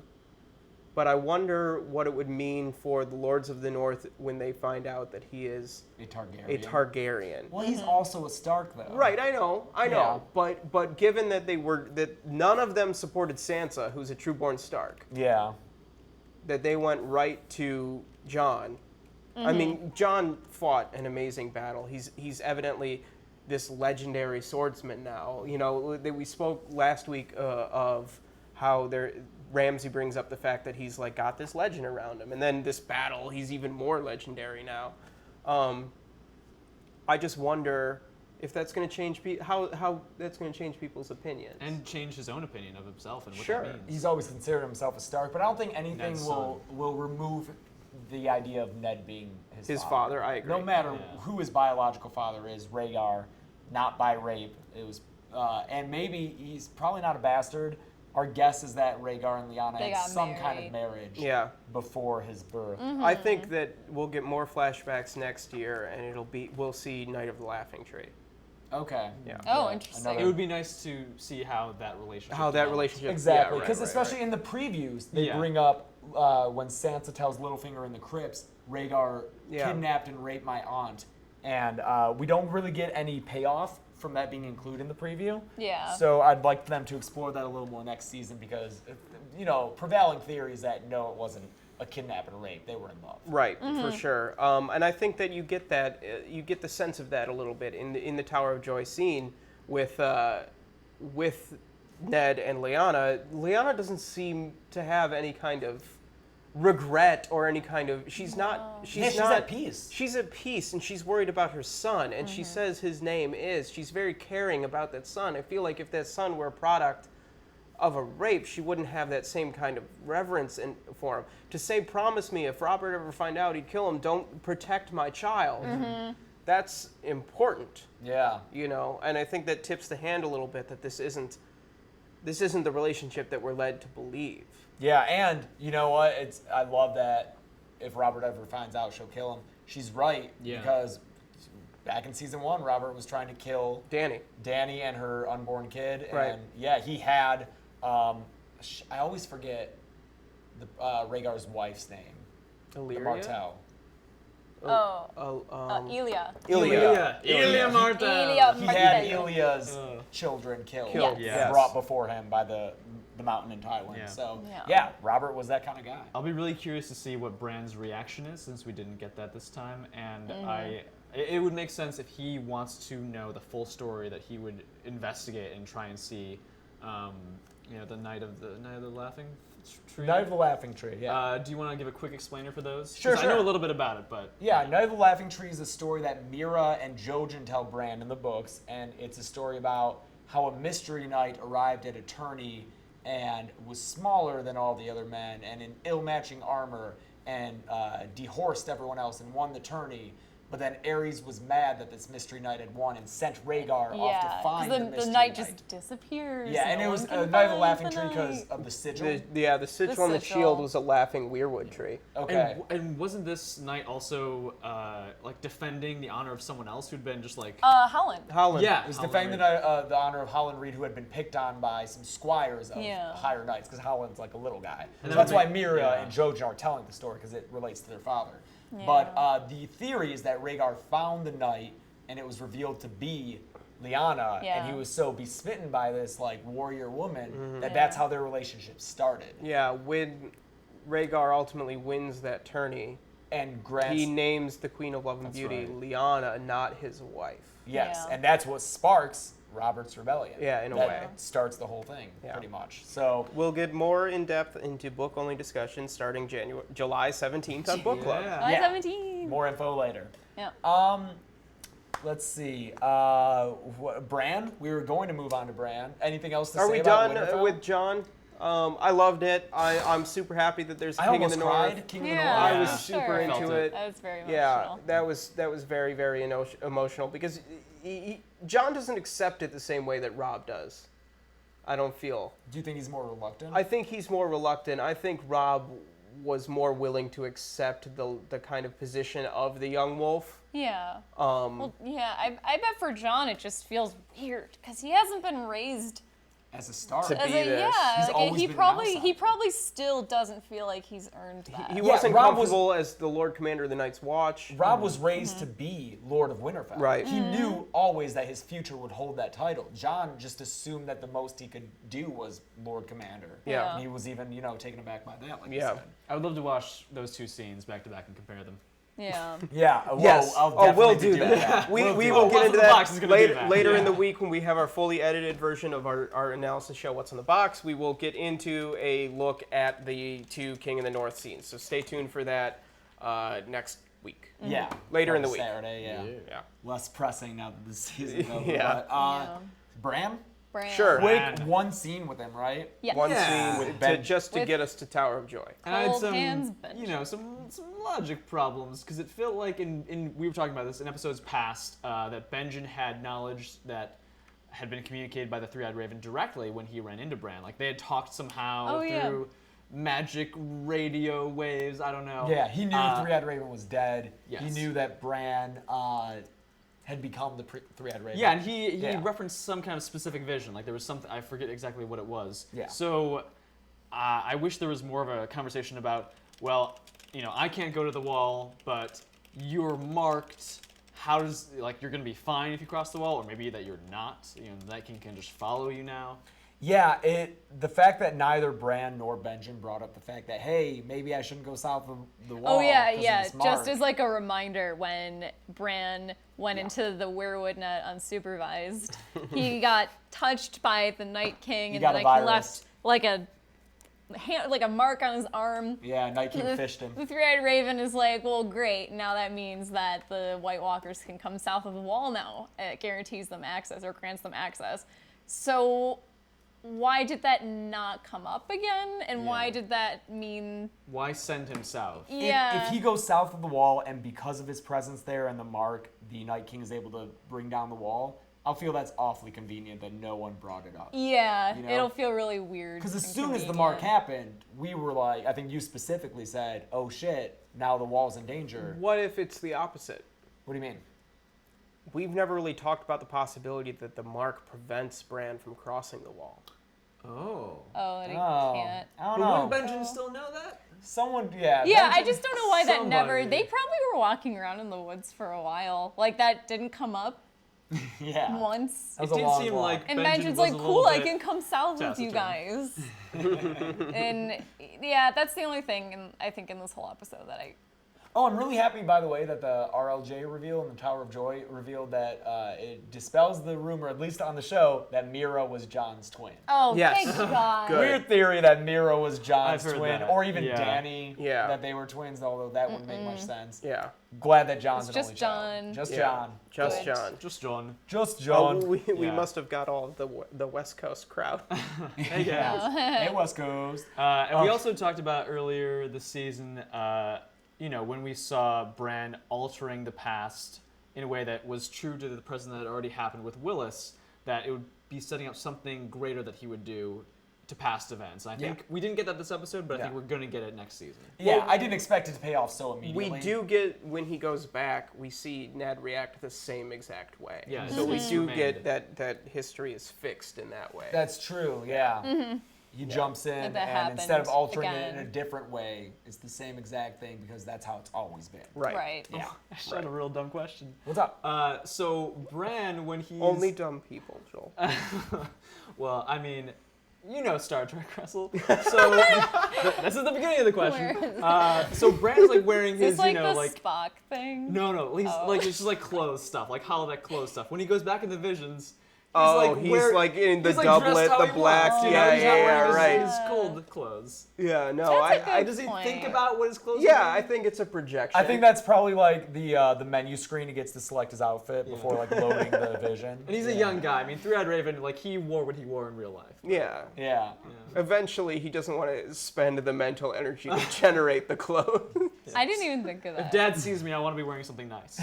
Yeah. I thought that after that reveal in the vision of RLJ, I thought that would be it. I even thought that it transitions from the baby to John and it pulls out, and I thought that then it would cut to credits. I love that. So much episode Yeah. after This that. episode kept happening. Yeah. We're like, oh, that's gotta be it. There was Cersei so- being crowned. I was like, no, there's more. Yeah, this was like Return of the King in that there In the kept best being, way, Yeah, though. in the best way. It got to a point where we were like, please end. Like, we can't emotionally handle anything Yeah, there's just else. too much. It's too good. Yeah. Like, I didn't want to see can't. it like anything go bad, so I was like, I'm so satisfied right now. Just like, get out. No. But I still Where- was at the end. Where do we go after this? Danny? Marie? Danny's gonna be last. Okay, Is where- there There's a anything to lot discuss there. before then? Oh, there was I guess there's Dorne. Okay. In Dorne, Oh, yeah. there's a nice Fire little, and blood. There's a nice little nod to Westerosi history That's true. when when Elena's talking about the last Martell to be in Dorne. I think it was The under. last Tyrell to be ignored. Yeah, I'm sorry. I always mix up Tyrell Martell. The last Tyrell to be in Dorne was killed by 100 scorpions in his sleep. I think it happens under the reign of Daeron II, who like Is made. this World of Ice and Fire? This is World of Okay. Ice and World of Fire. Ice He and Fire. Dorne was always a separate region from the rest of Westeros, and a bunch of kings made it their mission to bring Dorne into the realm. Daeron did so by war, and when he conquered them, installed a Tyrell, and the Dornish and the Tyrells hate each other. along with like the Dornish And the Baratheons hate the Dornish because they're all there. They share borders, so they all hate each other. All right, the Baratheons. Yeah, for sure. So they installed the Tyrell to lord over Dorne, and then he was killed. I forget his name because I don't know the Tyrell history that much, but he was killed by those scorpions in the bed, and I just like that the show brought it up. Going into that scene, I was only thinking about the players and not the long history of the houses. So it's insane that Tyrells and Martells aligning. Yeah, it is insane. Well, yeah, they're a long-standing not- rivalry. specifically Martells. These are all Sands. Right. Like we have to like These are the bastards of Dorne. Yeah, the bastards of Dorne and Oberyn's children and Paramore have taken over. So this is the most vengeful branch of Dorne. I would like to know how the rest of Dorne is reacting to this. The fact that their prince was killed and that these bastard women rule them now. I don't think it's going to deal with it. It Yeah. won't. I think it's just too much for the show to get into. I'm not going to begrudge them that. It's just too much. Do you think that... Well, as I'm asking the question, I think it's banned the wrong apparent. But person. I wonder if Olenna... Oops. Oops, sorry. What? We accidentally booted someone out. We Oh, need to. no, sorry. Don't be mad. Sorry. So I think Olenna definitely still holds sway, but I wonder sort of like what the power vacuum in Highgarden is. Like who's running shit now that Mace and Loras are dead? Where's the army of Highgarden? Oh, in Highgarden? Probably a cousin. Same thing with Casterly Hopefully they have Rock. cousins. Oh, it's all just like Cousins. weird cadet branches. Yeah. Yeah. Well, yeah, you always have the Lannisters of Lannisport. Love Yeah. Lannisport. Who Yeah. can take over Casterly Rock. Indeed. On Mudhead. I love Olenna's audience surrogate in that scene. Oh yeah. Like, She's shut- just like, shut up, shut Sand Snakes. Shut up. Sand Snakes. You're all terrible. Yeah. Oh, there's What's another. your name? Barbara? Shut up. Yeah. Barbara, weird little boy, and I don't know. Yeah. There's another audience surrogate of moment in Tyrion talking to Dany when he's like, "It's actually happening." Yeah, guys, stuff is happening now. Weird, doesn't it? Yeah. Weird. But yeah, Dorne Varys shows up, confirming what we presumed from last week. Yeah. That he was going off to Dorne to find an ally. And it makes sense with the Dornish being so, with Ilaria and the Sand Snakes being so against weak women, or weak men, Yeah. sitting in the chairs. Sitting and doing nothing. That now they have like a warrior woman or women with Yara in there too Yeah. Yeah. to ally with. Every time you do that, it's so funny. I love that so much. And oh no, what was I gonna say? Nope, it's gone. I liked the Fire and Blood. I'm glad we got that. I It's a enjoyed book that. reference, right? It's a book Fire and reference. Blood is a big speech that Doran lays Martell out. gives, Yeah, yeah. when he lays out his plans with his To ally with Dany. to ally with Dany through his son Quentin, who was left out of the show. One of the big things left out of the Yeah, show. that's Quentin. fine. Quentin. Quentin. Does that name fit with Dorne? It doesn't to me. Quentin. Quentin. It's Doran, okay. Quentin, It's spelled with a Y. Oberyn. Don't Okay. worry. Yeah. Yeah. All right. Well, I was Doran thinking- over. But he gives a big Fire and Blood speech, and Quentin. we were sad when he got stabbed in Yeah. the beginning, but we got it from Varys. Yeah. Not so much a speech, just as like a Fire and Blood. You're good. Was that Obama? Fire and blood. Fire and blood. Sometimes I revert to Obama. Yeah. Very, very good. Yeah, I love Very that good. Olenna was already like we just cut to when she knows about everything. That's Exactly. Oh There's not man! the big As soon reveal as of her I knowing. saw that she was all in black. Yep, Yeah, it's a morning that was dress. Yep. Yeah. That was the confirmation too. That like, well, obviously Marjorie died, but like then for her to say, Oh. you know, like, oh, that she killed my granddaughter, like that was Yeah. just the final nail in the coffin. Okay. Oh. It's interesting Oh, no, too this that is- with the Tyrells and the, I mean, I guess not Yeah. Martells, the Yeah. Sand keep talking. Snakes. Okay. You have these two groups coming together to fight on behalf of houses that basically don't exist anymore. Yeah. Like none of them can do anything to further their house's future. It's just at this point it's vengeance. The And, Tyrells and the Sand Snakes. uh-huh. It is just vengeance. Yeah. Fire and blood. Yep. Yep. Yep. James's mic is gonna go out for a second, or Something. Yeah. Guys, we've been streaming for so Yeah, long. the our batteries are dying. But we're loving it. Thank you so much, everyone. We Yeah, still this have to is- talk about Dany. Yeah. And we'll still talk about All the right. season as a whole. We've been streaming so long that Joel's gonna take a bathroom break. Yeah. Okay. But he took his mic off, so you guys are gonna be spared that. Okay, is Dany all that's left that we really have to discuss? Should we recap? We've had a lot of people join us. Should Oh, we just join. Yeah, for recap? anyone who has just oh, I don't have a mic. For anyone who has just joined us, We've talked about pretty much every aspect of the episode except for Danny. We're just about to get to that. Overall thoughts, this episode was amazing. Yeah, we're big fans. The opening sequence was one of the best things I've seen on TV. Yeah. Definitely one of the best and most artistic moments in Probably Game the of most. Thrones. Yeah, I think the most cinematic, the most artistic sequence in Game of Thrones. I really really loved it. All the North stuff, big 2 thumbs up. And yeah, we're about to talk about Danny. So really really great stuff. And also, I'm heartbroken that Marjorie's dead. Oh I yeah, know. James lost his house. Yeah, I just bought a House Tyrell shirt. It's one of these. That's so sad. Like hasn't he arrived literally yet. just bought. Yeah, it it's has. gonna Yeah, come it in hasn't and I'm even gonna come be in the mail yet. Yeah, that's so sad. That's so sad. I'm distraught. Yeah, no, this episode was just one of the best. I think we're all really overwhelmed by it, and that's why Yeah. this live stream's been a little all over the place. conversation has been all over the place, just because this was also the first episode, probably. I mean, we didn't know explicitly what's going to happen the last season, technically. Yeah. But this is the first finale where the 3 of us as book readers have been like, we have no idea. what's Entirely going on. in the It's dark. so weird. And yeah, as a finale, we knew big shit was gonna happen. Yeah, Yeah. so Big shit. we're very much just reacting to everything that's happened today. And I think Chelsea earlier, like when the episode ended, you were like, "This one goes out to everyone who says nothing happens in Game of Thrones anymore." Yeah. Everything happened. Yeah. All right. Let's move on to. We got to talk about Danny, then we'll get into questions from the chat. Yeah, for Yeah. sure, absolutely. So Danny is the first scene with her and Tyrion. Mm-hmm. Oh my God, her. No, name- the first scene is her and Dario.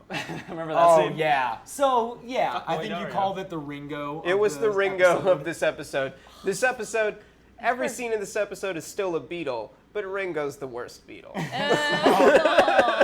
Musically, personality probably the best. Probably the best. I think Ringo's Yeah. great. But yeah, I think that scene with just because of Dario. Like none of us care about Dario. Right. I'm glad that he's seemingly going to be leaving the show. He Yeah. could come back, like you said, with Euron maybe, but I don't really think that. Oh. Or I was saying with Jorah. Jorah's just gonna come back to Marine and be like, Yeah. oh, I found the character. That's my.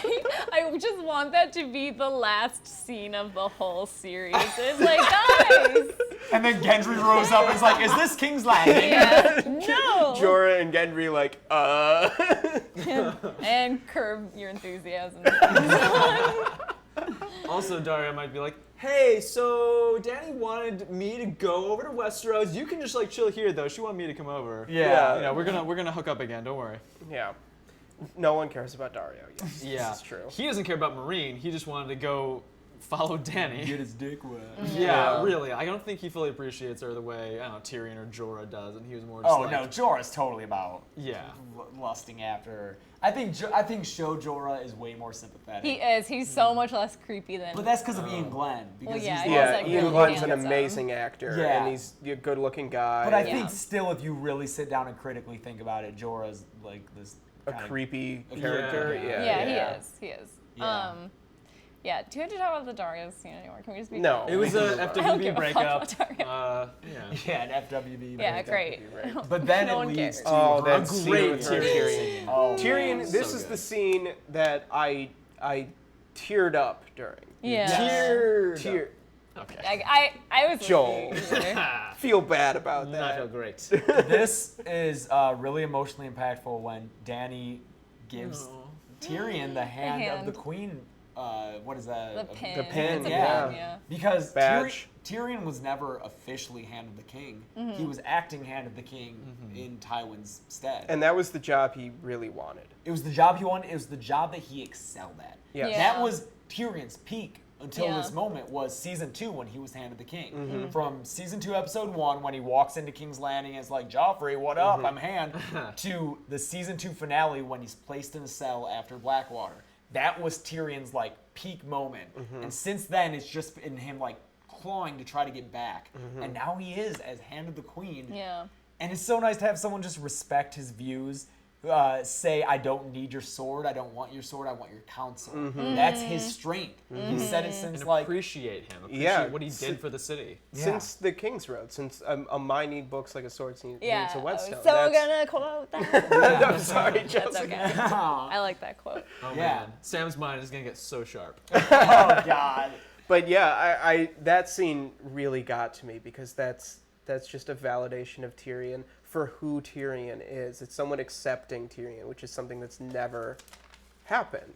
Yeah. Yeah. Accepting him as a valuable equal and someone necessary. Yeah. Then Danny realizes that, especially after his counsel in the Battle of the Bastards episode, was like, you can't just go all Ares on these people. You have to like handle this diplomatically. Yeah. I think it worked out so well that she saw the value in it and decided to make him her hand. Yeah, I think it is the first time in the whole series that he's been seen as necessary to someone. You know? Yeah, like we've known that he's necessary. Yeah. Like, he saved but other King's Landing. characters acknowledging Yeah. that he, yeah. And I think visually too, it's important to look at how that scene was put together. Yes. Where Tyrion is up on that step so that they can look into each other's eyes. Hannah Beth saying exactly that thing. Yeah, I Oh, loved how Yeah. they were. They She's could gonna sit see next to this each other. delayed. I said this before I saw your comment, Hannah, but I'm glad we agree. That they're at almost That equal they're height. almost equal Yeah. height, Yeah. and then Tyrion kneels is so important.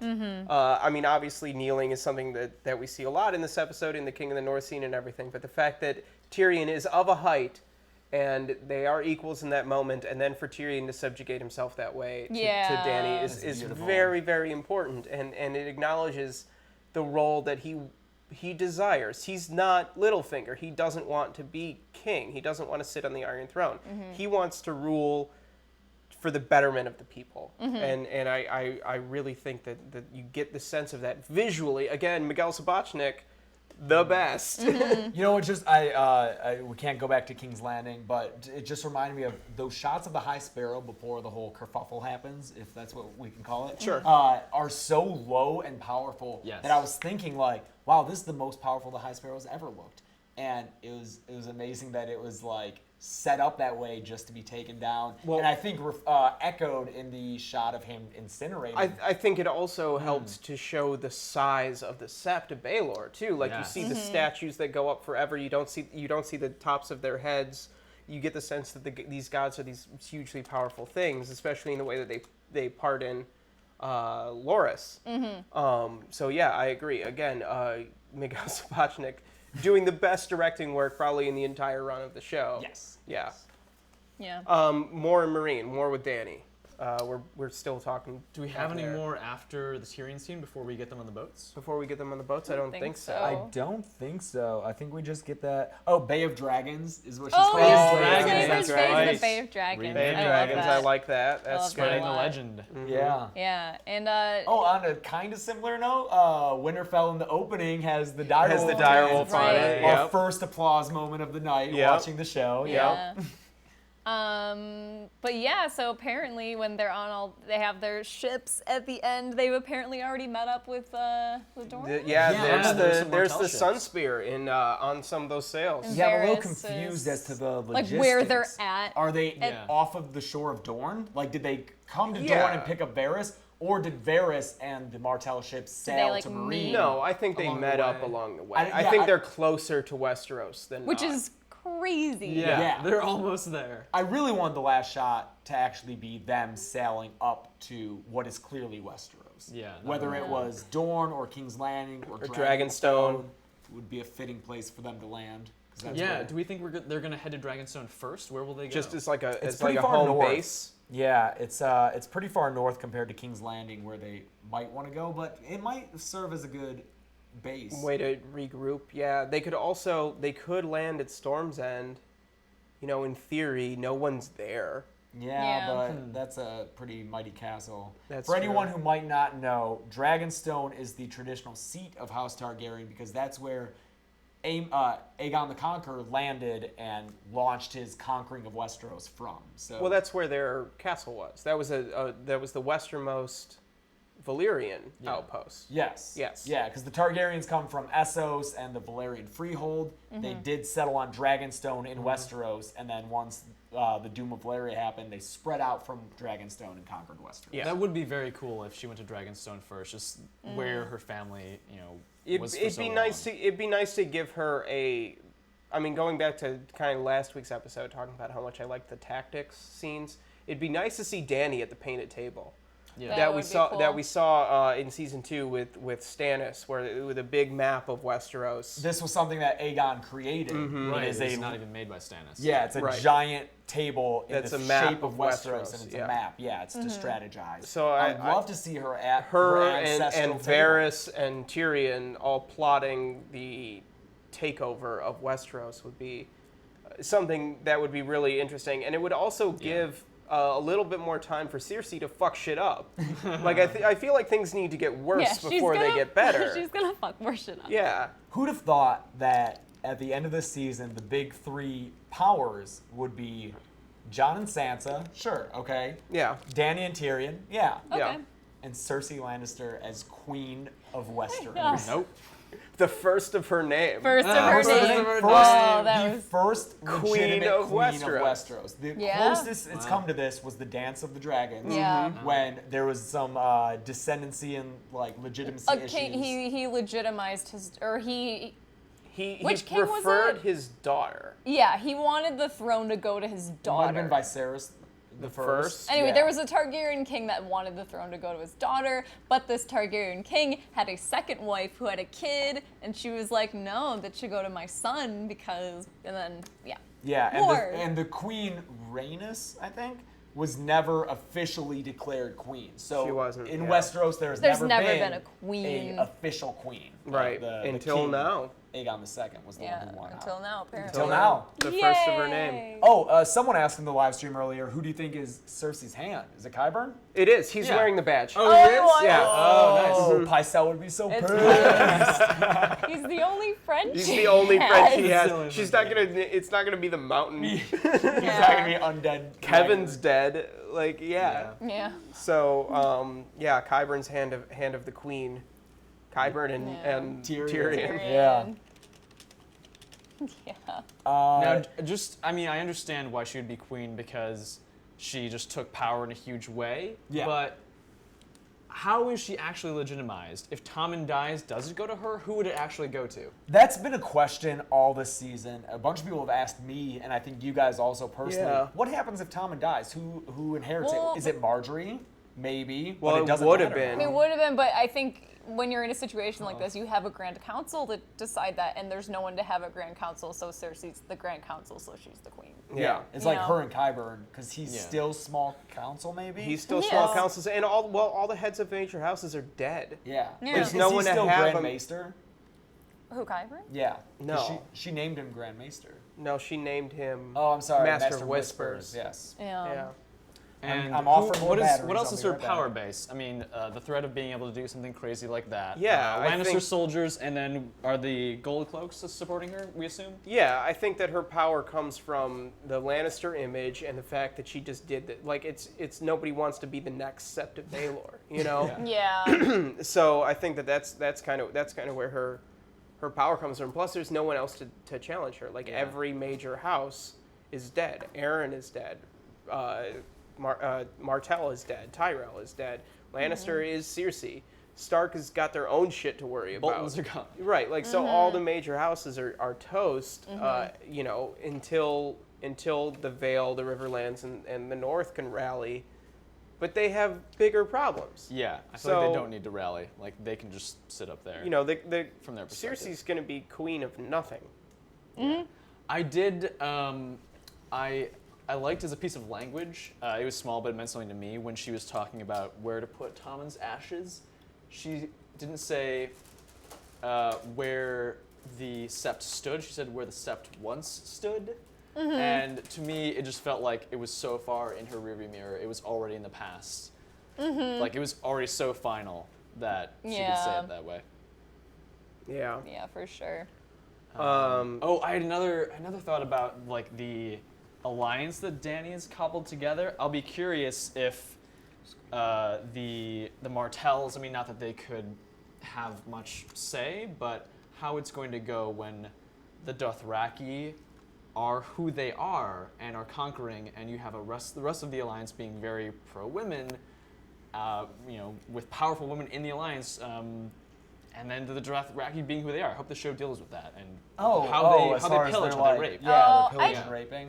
I think Dany is just gonna not let that happen. Yeah. Since season 1, she's been against that, and I think that she wins their respect entirely with that Drogon scene earlier, where he like flies in and she rides him, and they all swear to be her blood riders. I think once she has every Dothraki swearing to be her blood rider, if she's like, we're not raping anymore, they'll be like, okay. Yeah. I think so. Yeah. Yeah. I guess the same thing with I Ironborn. I don't know. I think wonder if they that's can, going to be a like- conflict going Yeah. forward. I think that that's something that she's going to have to reconcile as part of. It's definitely Being a conqueror. bringing savages over to conquer this continent with, That's definitely a conflict, yeah. Like, where are they going to put all the Dothraki when she's got what she wants? Exactly. Yeah. Yeah. Where do they... Yeah, like Yeah, because they're not. Because, like, the they're wildlings not. can take Carhold and... Well, the wildlings are more willing, I think, to have agriculture. yeah. You know, the Dothraki are nomadic by nature, like, and they're pillagers by nature. I think that's something that's going to be a problem. Yeah. I don't think we're going to get into that specific with the show. I think that I don't think there's gonna be Dothraki. Yeah, by the- Yeah, Do you right. think they won't even have to deal with that? The Dothraki will just be Well, like they- tools to use against the winter? I know, because they name drop them. They, like, one of the last things in this episode is, I wonder how the Dothraki will fare on the poison water. Oh, what do they mean by the poison water? That's what just they the ocean. call It's just the the ocean. ocean. Yeah, It's salt because, water. because horses Horses can't don't drink it. So, for the Dothraki, that means it's poison. I also there's I don't know if it was in the show or not, but in the books it's mentioned how poorly Dothraki would do against castles. Yeah, there's no way You know, they can besiege a castle. Right. So You got dragons, it's okay. Right, but that's the thing. But I think that you're going to see a lot of Dothraki just used as fodder for siege weapons. You know, and then the dragons are going to come in and clean up. So we're just going to lose a lot of Dothraki that way. Are we done talking about this episode? Should we? Yeah, now we're talking into like Yeah. Dothraki battles. Should we like, take hypotheticals. should we take questions? Should we Yeah. talk Let's about the take episode? questions. Yeah, Take some questions. questions, and I want to talk about the season. Yeah. My mic might go out. If it does, I'll just lean into someone else's Oh, are we out of chest. batteries? I can't find the battery. You could Yeah. get Those batteries the at? shotgun and hold it. You could get the stick mic. Oh, the stick Post. mic? Yeah. All right, I'll be right back with the stick mic. Oh my Continue God. talking. You need an XLR too. Okay. Yeah, I guess like we can look at. I can't really see from over here. I like Trent's idea that the Dothraki could take the north beyond the wall, though it would probably be really cold for them. Oh, yeah, I yeah, don't think that's- they would do well. Yeah. I liked my idea for getting the Dothraki across the poison water is just like tying ships to the dragons and the dragons just, fly them them across. over the ocean.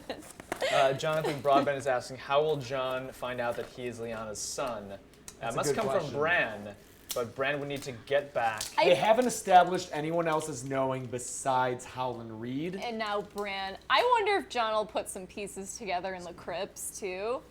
Oh, there was crypts. that shot of Dawn. There was a very specific shot in the Tower of Joy scene of Ned leaning Dawn, the sword, Arthur Dane's sword, against the bedpost. In the books, he gives Dawn back to House Dane.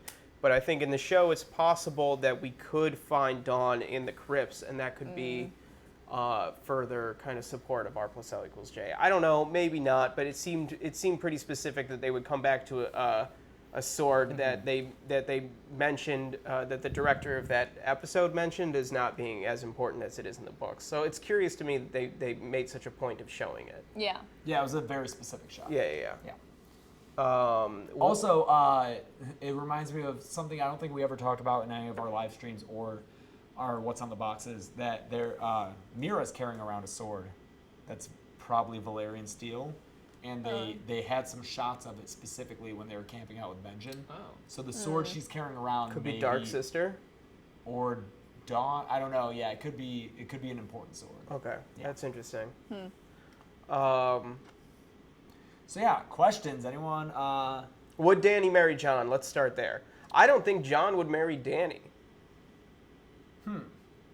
I think that they're going to be at odds. I think they will be too. I want them to be at odds. Yeah. I don't want. I've like talked to coworkers about this who are like, can't wait for Jon and Dany to team up and take out the White Walkers. That'd be boring to me. No, I think That's they're not gonna. what Game of Thrones is But, about. well, especially since technically Jon has a better claim to the throne than Dany does, and That's a problem for Dany. that's a big problem. I think that's Yeah. the most interesting thing about all this is that Dany's whole journey has been predicated on the fact that she is the rightful heir to Yeah. the Iron Throne due to her ancestry. But Jon, being the first son, or first or second son of Rhaegar?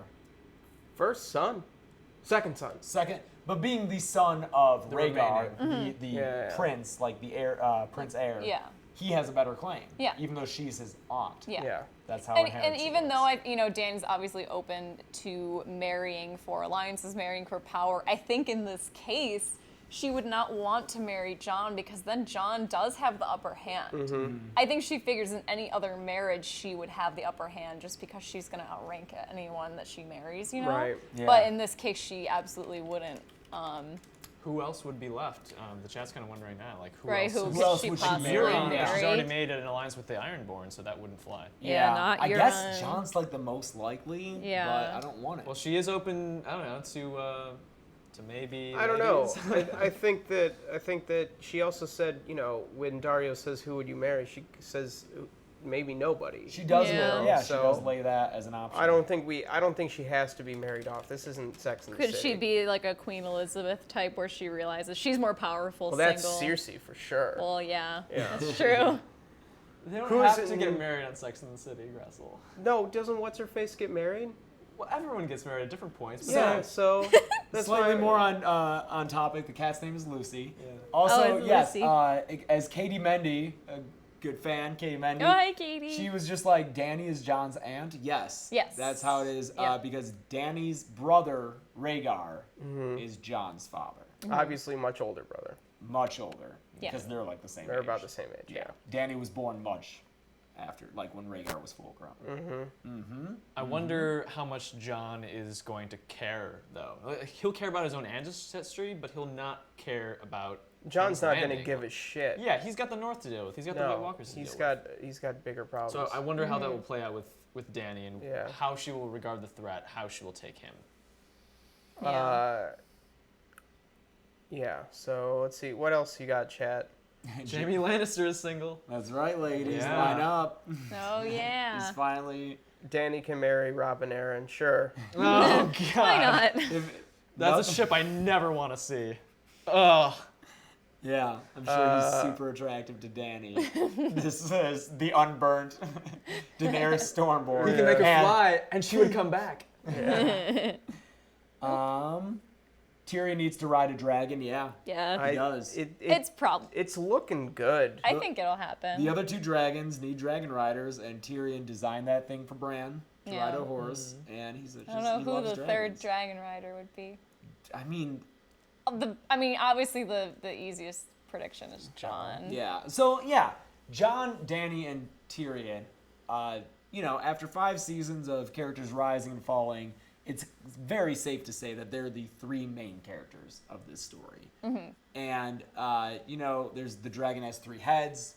You always just assume it's Jon, Dany, and Tyrion, but they all might be Targaryens. Dany obviously is. Jon is just revealed to be in this episode. There's theories I that hate that. Tyrion. It would weaken. I No hate it, more- but I think it might be no true, more guys. secret I think there's No, enough secret evidence behind targets. it of it It's being not in true. the No, show, don't do it. though. It's Not in the dumb. show. They've never no, even but- said Joanna Lannister's name in the show. Yeah. Tywin's Yeah. wife, who died. Yeah. But they also, that's another similarity between the 3 of them, is that they all killed their mothers during childbirth. Yeah, I That's like true. that. Right? Yeah. That's Tyrion true. kills his mother, and that's why Tywin hates him. Dany Dany's- kills hers, and that's why Viserys blames her for that Yep. as well. Yep. And Jon, as we John. saw, Yeah. killed his mom. Or, Wow. or they don't kill them. They're I'm Well, sorry. Yeah. yeah, all their Wrong text mothers to put it die in. in Yeah, childbirth. Tywin Yeah, would yeah. view it that way. Yeah, Tywin exactly. I'm Tywin sorry. did Yeah. view it I was that being a way. bit of a Tywin there. I'm Bit of a sorry. Tywin. Trent is asking how is Tyrion Targaryen. It's a dumb theory. You can Google it. It's not. It's a not dumb. dumb. It's There is a dumb. lot It's- of cool evidence, but I would be It disappointed. would It it involves would King cheapen Aerys. his character. It involves King Aerys, taking liberties with Joanna Lannister during Yeah, the king's right. King's Right. He made a lot of openly just like Yeah, scandalous he was comments like about her right. pretty Yes. into Yeah. Joanna It Lannister. incised Tywin enough to that he quit being Hand of the King. Yeah. And he was the youngest Hand of the King the realm had ever seen. He was in his 20s, wasn't he? I believe so, yeah. It's not that dumb. I don't think it would invalidate his relationship with Tywin in the same way that Jon's lineage doesn't invalidate his relationship with Ned. That's fair. Yeah. Okay. You're It's the still, I son of just who you're raised hate with. all the Damn. secret Tarks, though. Yeah, the books have a lot more Secret secret and Tarks. fake characters. Some people going think on. Jaime and Cersei are secret Tarks. I hate that. That's so dumb. No more. But That makes more sense to me than Tyrion because they're twins, they're gorgeous, you have the coin flip and of Cersei's batshit crazy. Yeah, and she's Ja- a crazy yeah, lady. right. So every time You a have Targaryen your, is born. You have your incest, I guess. Exactly. Yep. Yeah. So, But anyone could do that. that's the thing about George R. R. Martin's writing is that it's so layered that you can read into it so much, and he has so many red herrings in there. Yeah. There's so many different ways to read all the ambiguous prophecies and the foreshadowing, and we'll get more into that on July 17th when we start our book club. yep. But Yeah. yeah, think of like any theory you could possibly think of for Game of Thrones. Someone's already thought of it. It could be the craziest thing, and someone's already thought of it. I remember there was a great video, I think, from a pretty good recapper, Alt Shift X, and as a joke, he was, theorizing that Sir Pounce, the cat that Tommen has, is like the prince who was promised. Yeah. Pounce that's wrong. But you can present a lot of evidence and make it Yes. look convincing. That's why the video was so great. Yeah. The books are outrageously dense. There is evidence for anything. There is evidence that Tyrion could be a secret Targ. There's evidence for everything. But it's just I particularly love the tragedy of Tyrion as Tywin's son and their relationship. So Yeah. I personally hope that that's not the case. People are asking for our predictions for Arya and for how the Hound fits in. So, Arya, do you think they'll run into each other? Arya and the Hound? Yeah. That's a good question. I don't think so. I don't know what we would get out of that reunion. Yeah. Yeah. They're in the same spot now. They're in the same spot. I don't know what, but It sounds like the Brotherhood is their purpose going forward is in the Great War to come against the White Walkers. So I guess they're heading north. Arya presumably, well, she could either go north to be with Jon and Sansa if she knows about that going on, or she could go south to Cersei in King's Landing because she's on her list. I do think it's interesting the precedent that Arya can be anyone at any time. Yeah, that's crazy. That's concerning. So I hope they handled that with a deft hand going forward. Yeah. Which is dangerous considering how they've handled Arya this season. I think that Arya is one of the worst served characters on the show in the last 2 years. After getting some really great stuff the previous few seasons, especially her and Tywin.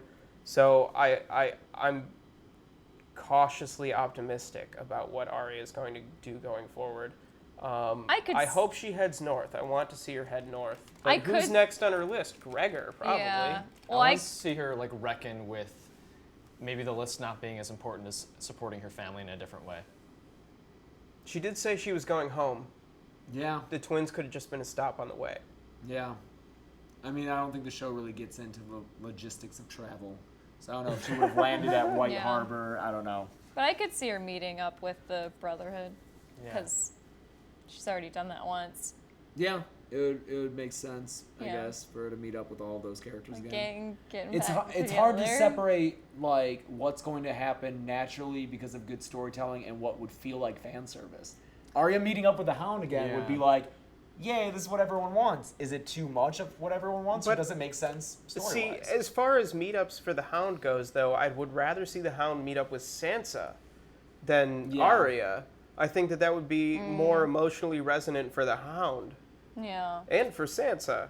Yeah. And for Brienne, I think we've got in Arya, the Hound, Brienne characters who it's not entirely, and Melisandre, it's not entirely clear where all these characters should go for the moment. It'd be nice to think about where they would end up eventually, but I can see them all meeting up in different ways and having those meetings be significant and interesting in different ways, but I don't know where it's going to head next. Yeah, it's so hard to say what's moving forward because You know, we made a lot of accurate predictions. We made more wrong predictions. We did. Yeah. But we made a lot of predictions about what was happening this season because a lot of this is in direct response to the stuff that's happened in the books that people have been theorizing for 5 years. But now, pretty much all this shit's happened. Yeah, now we have no idea. Yeah, like we all figured Cersei was going to burn down King's Landing.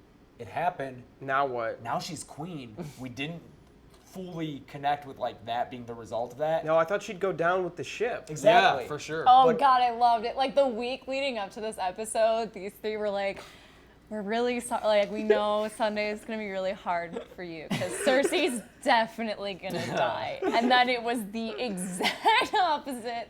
And yeah, and that's why I've got my shirt on. Yeah, but now at this point, it's like, what happened? I think too with books, it's a totally different beast. Like it's so much easier to like try and predict stuff and make cases for theories because you're just working with so much more. With television, you're literally working with less stuff. Yeah, And you there's can just an hour still a make week. predictions, but it's not the same. In books, you have all these hidden things dropped in just in a line. It's like, oh, is there significance to that? You don't have that much real estate with the storytelling in Right. the show. Yeah. So there's not as much opportunity to hide things that you can base predictions on. in the Right. show. Yeah. By the way, if everyone who's watching, please click subscribe. We know that since Game of Thrones and all of our coverage of that started, we've been getting a lot more views and traffic from non-subscribers than subscribers. Please make sure you subscribe. We have so many Game of Thrones stuff ahead and currently on the channel. So make sure you click that subscribe button. It's nice and big and red, and you know, it's good for you. It'll treat you right. I think we're getting tired. Oh We're my getting God. it's going on. We just had 666. That's But yeah, amazing. we'll be having a book club soon. Yeah, and- sure. Let's plug book club. Book club again. Book club. One more Brug, time. brug, brug, brug. So we have had such a good time doing this live stream discussion after most of the episodes this season with you guys, and it's so fun to like have this back and forth with all of you, explain our ideas, have your input, and like influence us. So we want to continue that. We're gonna take next weekend off. You'll be out of town. 2 weekends off. Oh, is it 2 weekends? Oh, I'm sorry. We're going to be taking 2 weekends off. We're going to edit our clip show, review show. Yeah. Russell's going to be out of town dealing with fiance matters. Brr. But on July 17th, which is a Sunday, we're going to meet back here a little bit earlier in the night so it doesn't get this late. But what we're going to do is we're going to read the book series together as a group. Now, the three of us have read them, some of us more than others, multiple times. Joel is a book virgin. So if you've never read them, you have a kindred spirit in Joel. And we're going to read about 70 pages we'll base it on chapters, but 70 pages a week, so it's only 10 pages a night. You can do that before you fall asleep. It's not that hard. The books aren't hard to read, but like as far as prose go, they're very well written. And they're also pretty cheap on Amazon. You can get a pack for what amounts to about $5 a book. Yeah. I think the set of 5 is about $25. Yeah, I ordered mine from Amazon recently, and they were about that, 25 to 30. Yeah, so we'll be going through the books and analyzing them with you, meeting and talking about stuff. We're going to try to keep the discussion focused on the pages that we read. We're not going to go ahead and be like, this is foreshadowing this thing. We're really going to talk about more in depth where we are in the books, questions maybe that new book readers might have that maybe we can clarify a little bit, but we're going to try to keep the discussion focused on what we're actually reading. We will clarify like when prophecy comes up. Sure. Or if something is foreshadowed that'll come up later, we'll be like, hey, this is maybe important. Yeah, I think it'll be fun to compare a little bit to the show too, because I'm guessing everyone who's going to be doing book club has watched the show. Especially the first book and the first season of the show are very straight adaptations, so it'll be a lot of overlap there. We'll be able to look at how they adapt it and the choices that they made. And, Compare and contrast. yes. Yeah. Yes. I've already started a little bit. I've read 50 to 100 pages, and I'm like really excited because I was like, oh, interesting what they did with Jon here and what they did with Tyrion. Oh, that's a little bit different from the show. So I'm super excited. It'll be a lot of fun. It'll be a great journey that we can all take together in a live stream format back and forth. So. We lost a lot of people talking about book club. Hey man, we Yeah. gotta plug our stuff. So that'll be July 17th. We'll have another video that promotes it when Yeah. the time gets closer. So make sure you subscribe so you see when that video comes out. Yeah, but yeah, Thoughts on the season as a whole? Guys, last season when it ended. Season 5 you're talking about? Yeah, Yeah. I'm talking about season 5. I was worried that we had seen the best of Game of Thrones come and gone. And Yeah. even this season premiere was a kind of. Straight up, I didn't like the season. You didn't like it. Season I didn't premiere mind was it. bad. It was a I bad didn't think it was episode. that bad, but it was. It was season more of 5 the in same. tone, It was yeah. more of the same. But since then, I think that most episodes have been good. I think there was one a little bit back, maybe 608, that we didn't care for too much. But Yeah. most of this season has been amazing. And I know that part of it is not knowing what's happening. As book readers, we've always had that edge, but the surprise is really exciting. But I think it's been a lot of good storytelling, a lot of good direction. Yeah. I think the Jack Bender episodes were great, and the Miguel Sapochnik episodes obviously were masterpieces. Yeah. Yes. Yeah. I think once they navigated out of the waters of season 5, because the beginning of this season, I think, was so shaky because they were wrapping up stuff that was going on in season 5, and obviously Yeah. season 5 was a lot of Bad. just bad. Yeah. Yeah. And I think once they were able to tie up those ends and start condensing everything, they've had such an easier time kind of handling it all. For sure.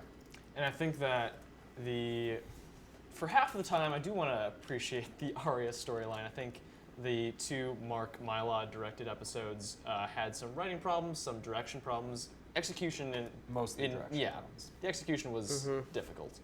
But I even liked some of the Arya episodes this season. The stuff with the play. I Yeah, love stuff with the the play. The play was stuff was great. great. That I But was Joel, really into that. where's the Where's money the come money? from? You know what? The Iron Bank is going to come back. Bravos is going to come back. We're going to find out what's going on. The Iron Bank might come back. I hope it does. What's I mean, his face Danny though? doesn't need it, but someone needs it. Tycho Nestorus. Tycho. I kept Yeah. wanting to say Titos. That's not it. Tycho. Guys, we're never going to see Mace sing again. Oh, The world is robbed of his vocal talent. Joel! No. Or give a rousing speech. Yeah, no more arousing speeches from the Ace. Evil will not triumph. Yeah. Jesus. He'll Yeah, never so- wear that Was it amazing Magnus? helmet. Danny, I think, you know what? I feel like we spent not a lot of time with Danny this season. They checked in with her very briefly, and briefly enough to where I'm like, okay. I'm glad that the moments that we did get with Danny were big moments, though. Although we did have complaints earlier in the season that they were hitting a lot of the same beats. Yeah, rehashing So triumphant. again, Yeah. it wasn't until these last couple episodes where they really started to move her character forward in a significant way. Yeah. Obviously, the Battle of the Bastards episode in particular, in the way that she reacted, I think, to Tyrion's handling of the situation, where she didn't overreact, I thought showed a lot of growth beyond the Danny who gave the Blood Rider speech. Yeah. I thought that was a Danny that we had seen previously, and it didn't do a lot for me. Yeah. But Battle of the Bastards and naming Tyrion Hand was a new Danny that has shown a lot of growth. So I liked that. Sansa. They pulled out of the mess that was season 5. Jesus Christ. Sansa had agency Yeah. Yep. after episode 1. Huge season for Sansa. Yeah. Big I'm season for glad Sansa. they at least managed to polish that turd a little bit. Yeah. I don't know. They gave her like shades of gray with the whole... Are you not happy with No, I'm happy with it. I'm just, it's still hard not to shake the feeling that it's all been tainted somehow. Like, it's icky. I hate that it had to happen that way. And I hate that that's part of her now. And she said many times that that's part of her now. And that's always going to be with her. And that just kind of... How do you guys... I mean, once it happens in the show, we can agree that it shouldn't have happened. But once it happens, I think that's important. That No, for sure. But yeah. I just didn't have to be this way, show. Yeah. I'm curious. I saw a criticism this week online that the way in which Sansa dealt with Ramsay proved that Ramsay won because she killed him in such a cruel way. How do you guys feel about that? I don't agree with that. I don't agree with that. interpretation. Fuck that shit. Yeah. You deserved it. I don't agree with that, but going from Walder Frey's point, you could say that yes, he is the one who survives. He's there at the end, but the way that he got there came back and was his ultimate undoing. So I think that the way you win does matter in the end. Nah, fuck that shit. No, I agree. I think that Chelsea made the good point in our finished What's on the Box episode that you should watch on our channel. that her watching the punishment, her watching Ramsay die was a very Yeah, Stark thing it to was do. it was Northern Stark justice, Yeah. which is cool. I just hate that her getting to deal out Stark justice for the first time was, in essence, it was a little bit of a rape revenge thing. Yeah. Which is just a trope that I'm like, Yeah. you know, but still, like overall, I don't want to, you know, minimize how much I liked what they did with Sansa this season, because Sansa, I've always really liked Sansa. She's always been one of my favorites. I've always really defended her, and I'm glad that more people are Team Sansa, because I think she's really awesome. Sansa's one of the characters I'm most excited to look at in reading the books again. I want to pay special attention to Sansa going forward. Yeah, for sure.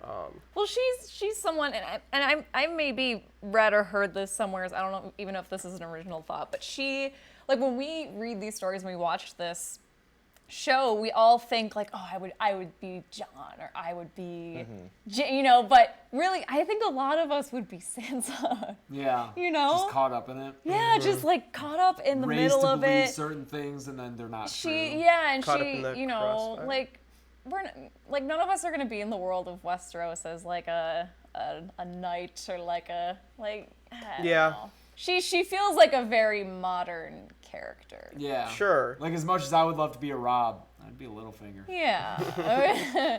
I'd probably be a know. Pip Like she's just surviving. or you know? Ed. Yeah. She's just surviving. I think she's, you know. Yeah, no, I'm curious to see how she goes forward, and how she reacts to what is essentially a threat by Littlefinger against Jon. Yeah, she looked real scared for Yeah. Jon's sake. Yeah. We did think that maybe this episode, maybe later, that she was going to have, in the last What's in the Box, we talked about it, a more direct revenge on With Littlefinger. I think so. And Ultimately, we I didn't think get that it'll this come down time, to because you know he was the one who put her in the position of being at Winterfell under the Boltons. Yeah, but you can't. I mean, like, they need something for next year. Yeah, I know they blew so much of their wad this episode. Yeah. Man. Like, this was crazy. I like that, Phoebe. Hashtag Sansa Stark is better than you. I like that. King's Landing moved slower than I expected, but ended up being worth it. Oh, I Throughout the see. season, I okay. yeah, I yeah. thought you meant this episode. I was like, what else did you want them to do, James? Okay, before this episode, we were like, what's the over/under on like how many characters are gonna die? And we were like, maybe like 4 or 5. Yeah. No, how many was it? It was at least my 7. top 7. It was like Plus 8 or 9. 8 or My 9? top 7 Loras, plus Marjorie, Mace, Lothar, Black Kevin, Walder, Mace. and Mace. So 11. I got 11. Named characters. Yeah. Characters Yeah. of significance. I think at 11 the characters. Sept we lost like There were a lot. 6, and then Pycelle. Pycelle, Walder, Lothar Blackwalder. Yeah. Yeah, we got a lot. Okay.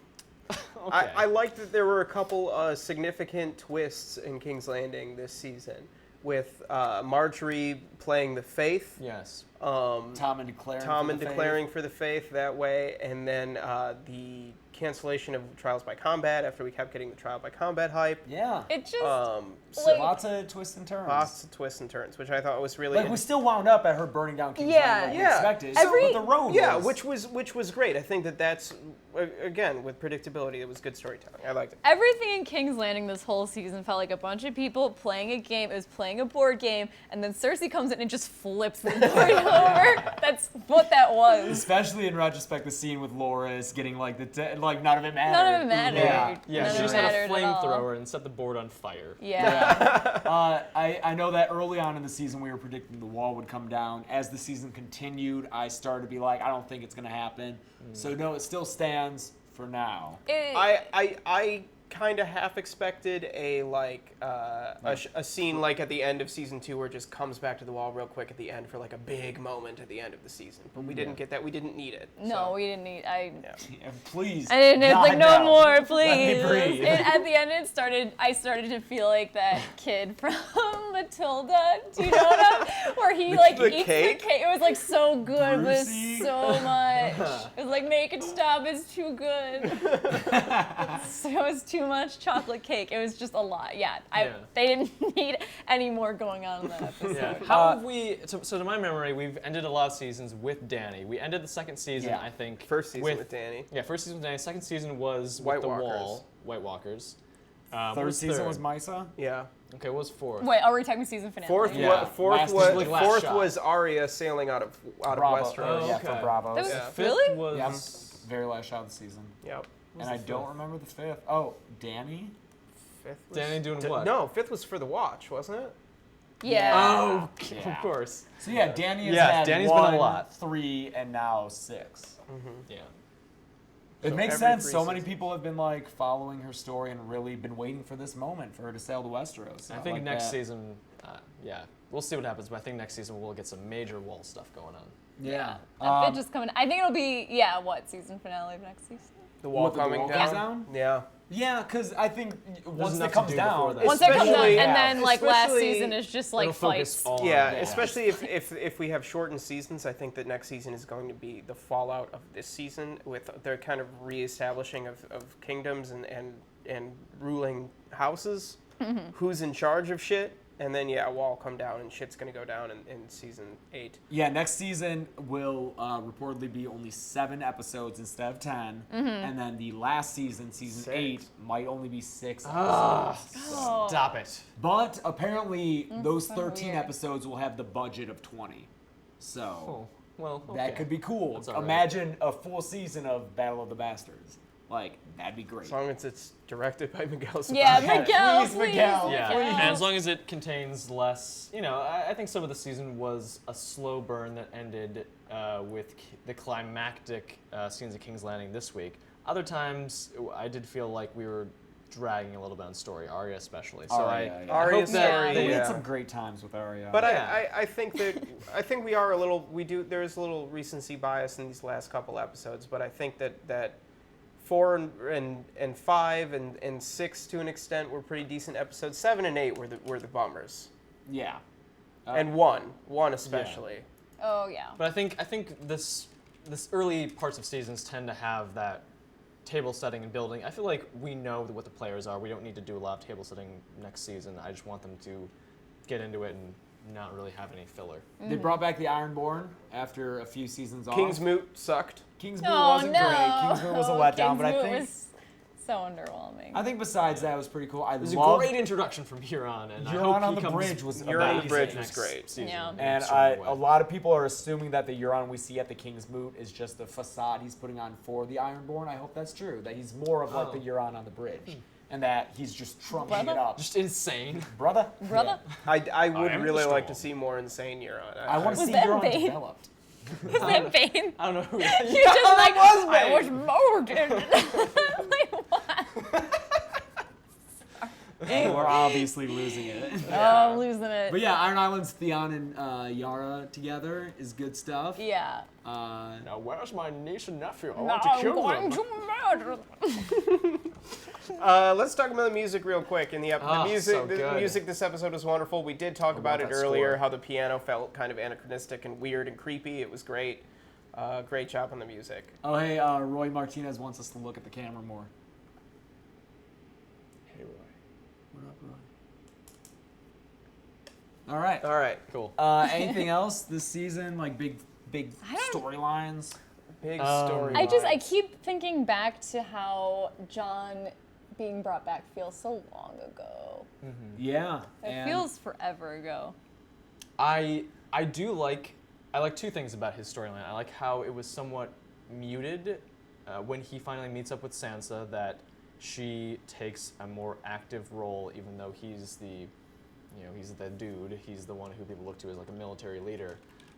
But then with that we've had subtle growth over the course of the season with him being beholden to his family. Like, he is tired. He doesn't want to be there. There's no, like, he hangs the people who killed him, but he's just done with being Lord Commander.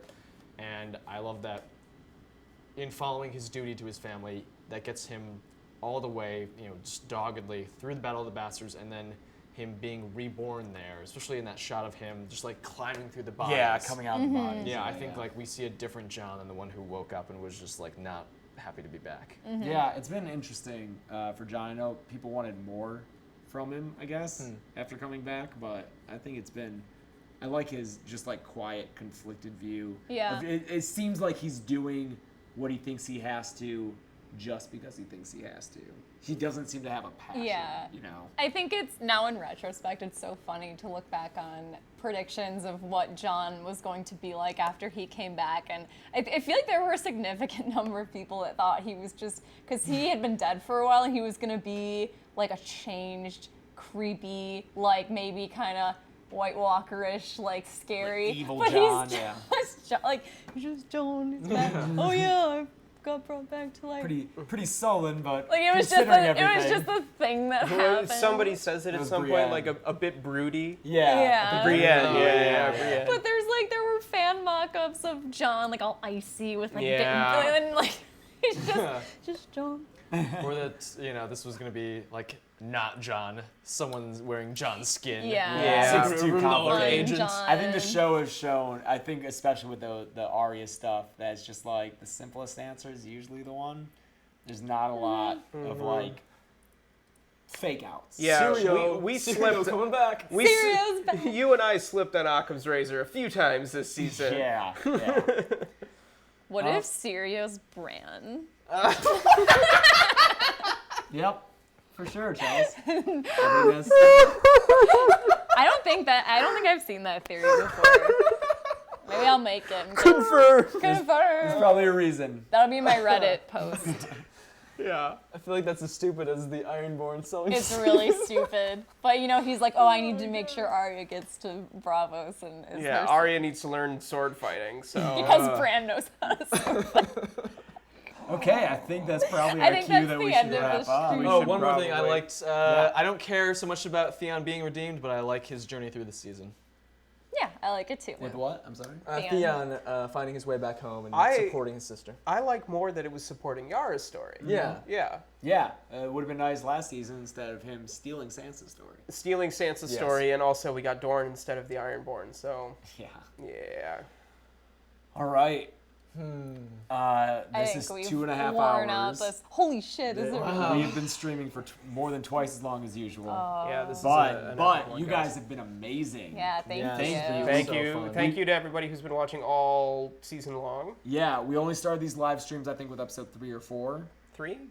3 I think was just a live recording of us doing What's on the Box, which was not right. No. But Yeah. we fixed it. We righted ourselves, and thank you for everyone who's shown up. I know that some of you come here and you don't even watch Game of Thrones. You just do it to support us. So And funny. Yeah. Can't so- say I understand, but thank you Thank so you, much we for appreciate that. it. Yeah, because passing 600 live viewers today was amazing. Yeah, it was, I didn't expect that. Yeah. it was awesome.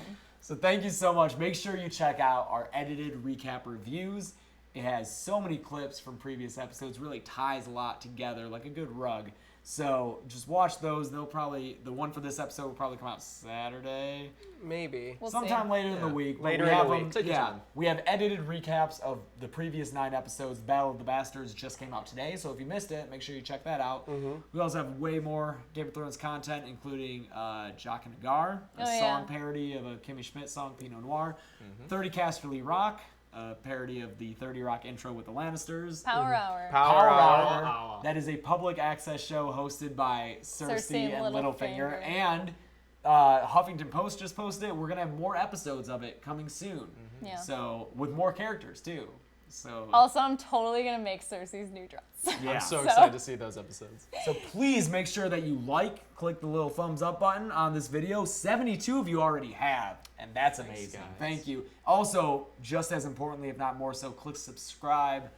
We have so much Game of Thrones content. Like we plugged earlier, we're going to have a book club starting on July 17th, and we'll promote that later with a video. Subscribe so you don't miss it. Oh, man. Have I missed anything? Do we want to talk about more reviews? Oh, because of this after show doing so well, we're gonna probably do this with other shows in the future. We'll do Once Upon a Time when that comes back. Oh, Now, we're actually doing that? I think we need to. Oh, We have so boy. much of a Disney That's audience a and lot a of- TV audience, and I don't know. How's Practical Folks in the If books if someone makes us a sigil with the words in the books, as our Oh motto. my Oh, god. Lord. we'll have it in every episode. Oh, Yeah, seriously. for the like, book club, please. we'll make it Yeah. our show logo. Best design wins. Yeah, so you can amazing. tweet at us or Instagram at Practical Folks. How's Practical Folks in the books? Yeah, that would be the coolest Those are fucking some thing. great words. Yeah. But yeah, besides that, yeah, we'll do Once Upon a Time. Any other shows we're thinking We're gonna about? do Doctor Who. Yeah, Doctor Who would be Nice. fun. These guys will do Doctor And Who. that's not until next year. I want to do and The then Flash, but these guys don't watch we don't that watch show. The Flash, so you Yeah. gotta find some other folks to do Leave. Flash. Oh, and I want to do Walking Dead. I know nobody else watched it, but I think it's a popular show, and it'd be fun to hate watch. It's a possibility. There's going to be more television review content. There's plenty more Game of Thrones content. Subscribe. We'll get all of it going. Yeah, I plan on doing like Game of Thrones list videos, like 7 best put downs in the show, or like history videos explaining houses and Best history. character adaptations, worst character adaptations. Yeah, so we got a lot. I mean, if you're a drunk Disney fan and that's what led you here, thank you. We're going to continue that until that series has been run into the ground, but we are going to do a lot more Game of Thrones content just because we're so passionate about it. And yeah. Oh, yeah, there you go, guys. Also, thanks you guys for inviting me on these live streams. I've had a great time doing Yeah. them. Yeah, yeah. Hey, Joel's been Joel. a great addition, been and fun. Chelsea into What's on the Box this Oh, year has yeah. been Yeah, huge, so good. huge. Yay. She's the reason this season is way better than last season. That and our backdrop. Yeah, and The those- backdrop for sure. But content-wise, Chelsea has Yeah, added a for whole sure. new level Aw. to What's on the Box. So thank you. Yeah.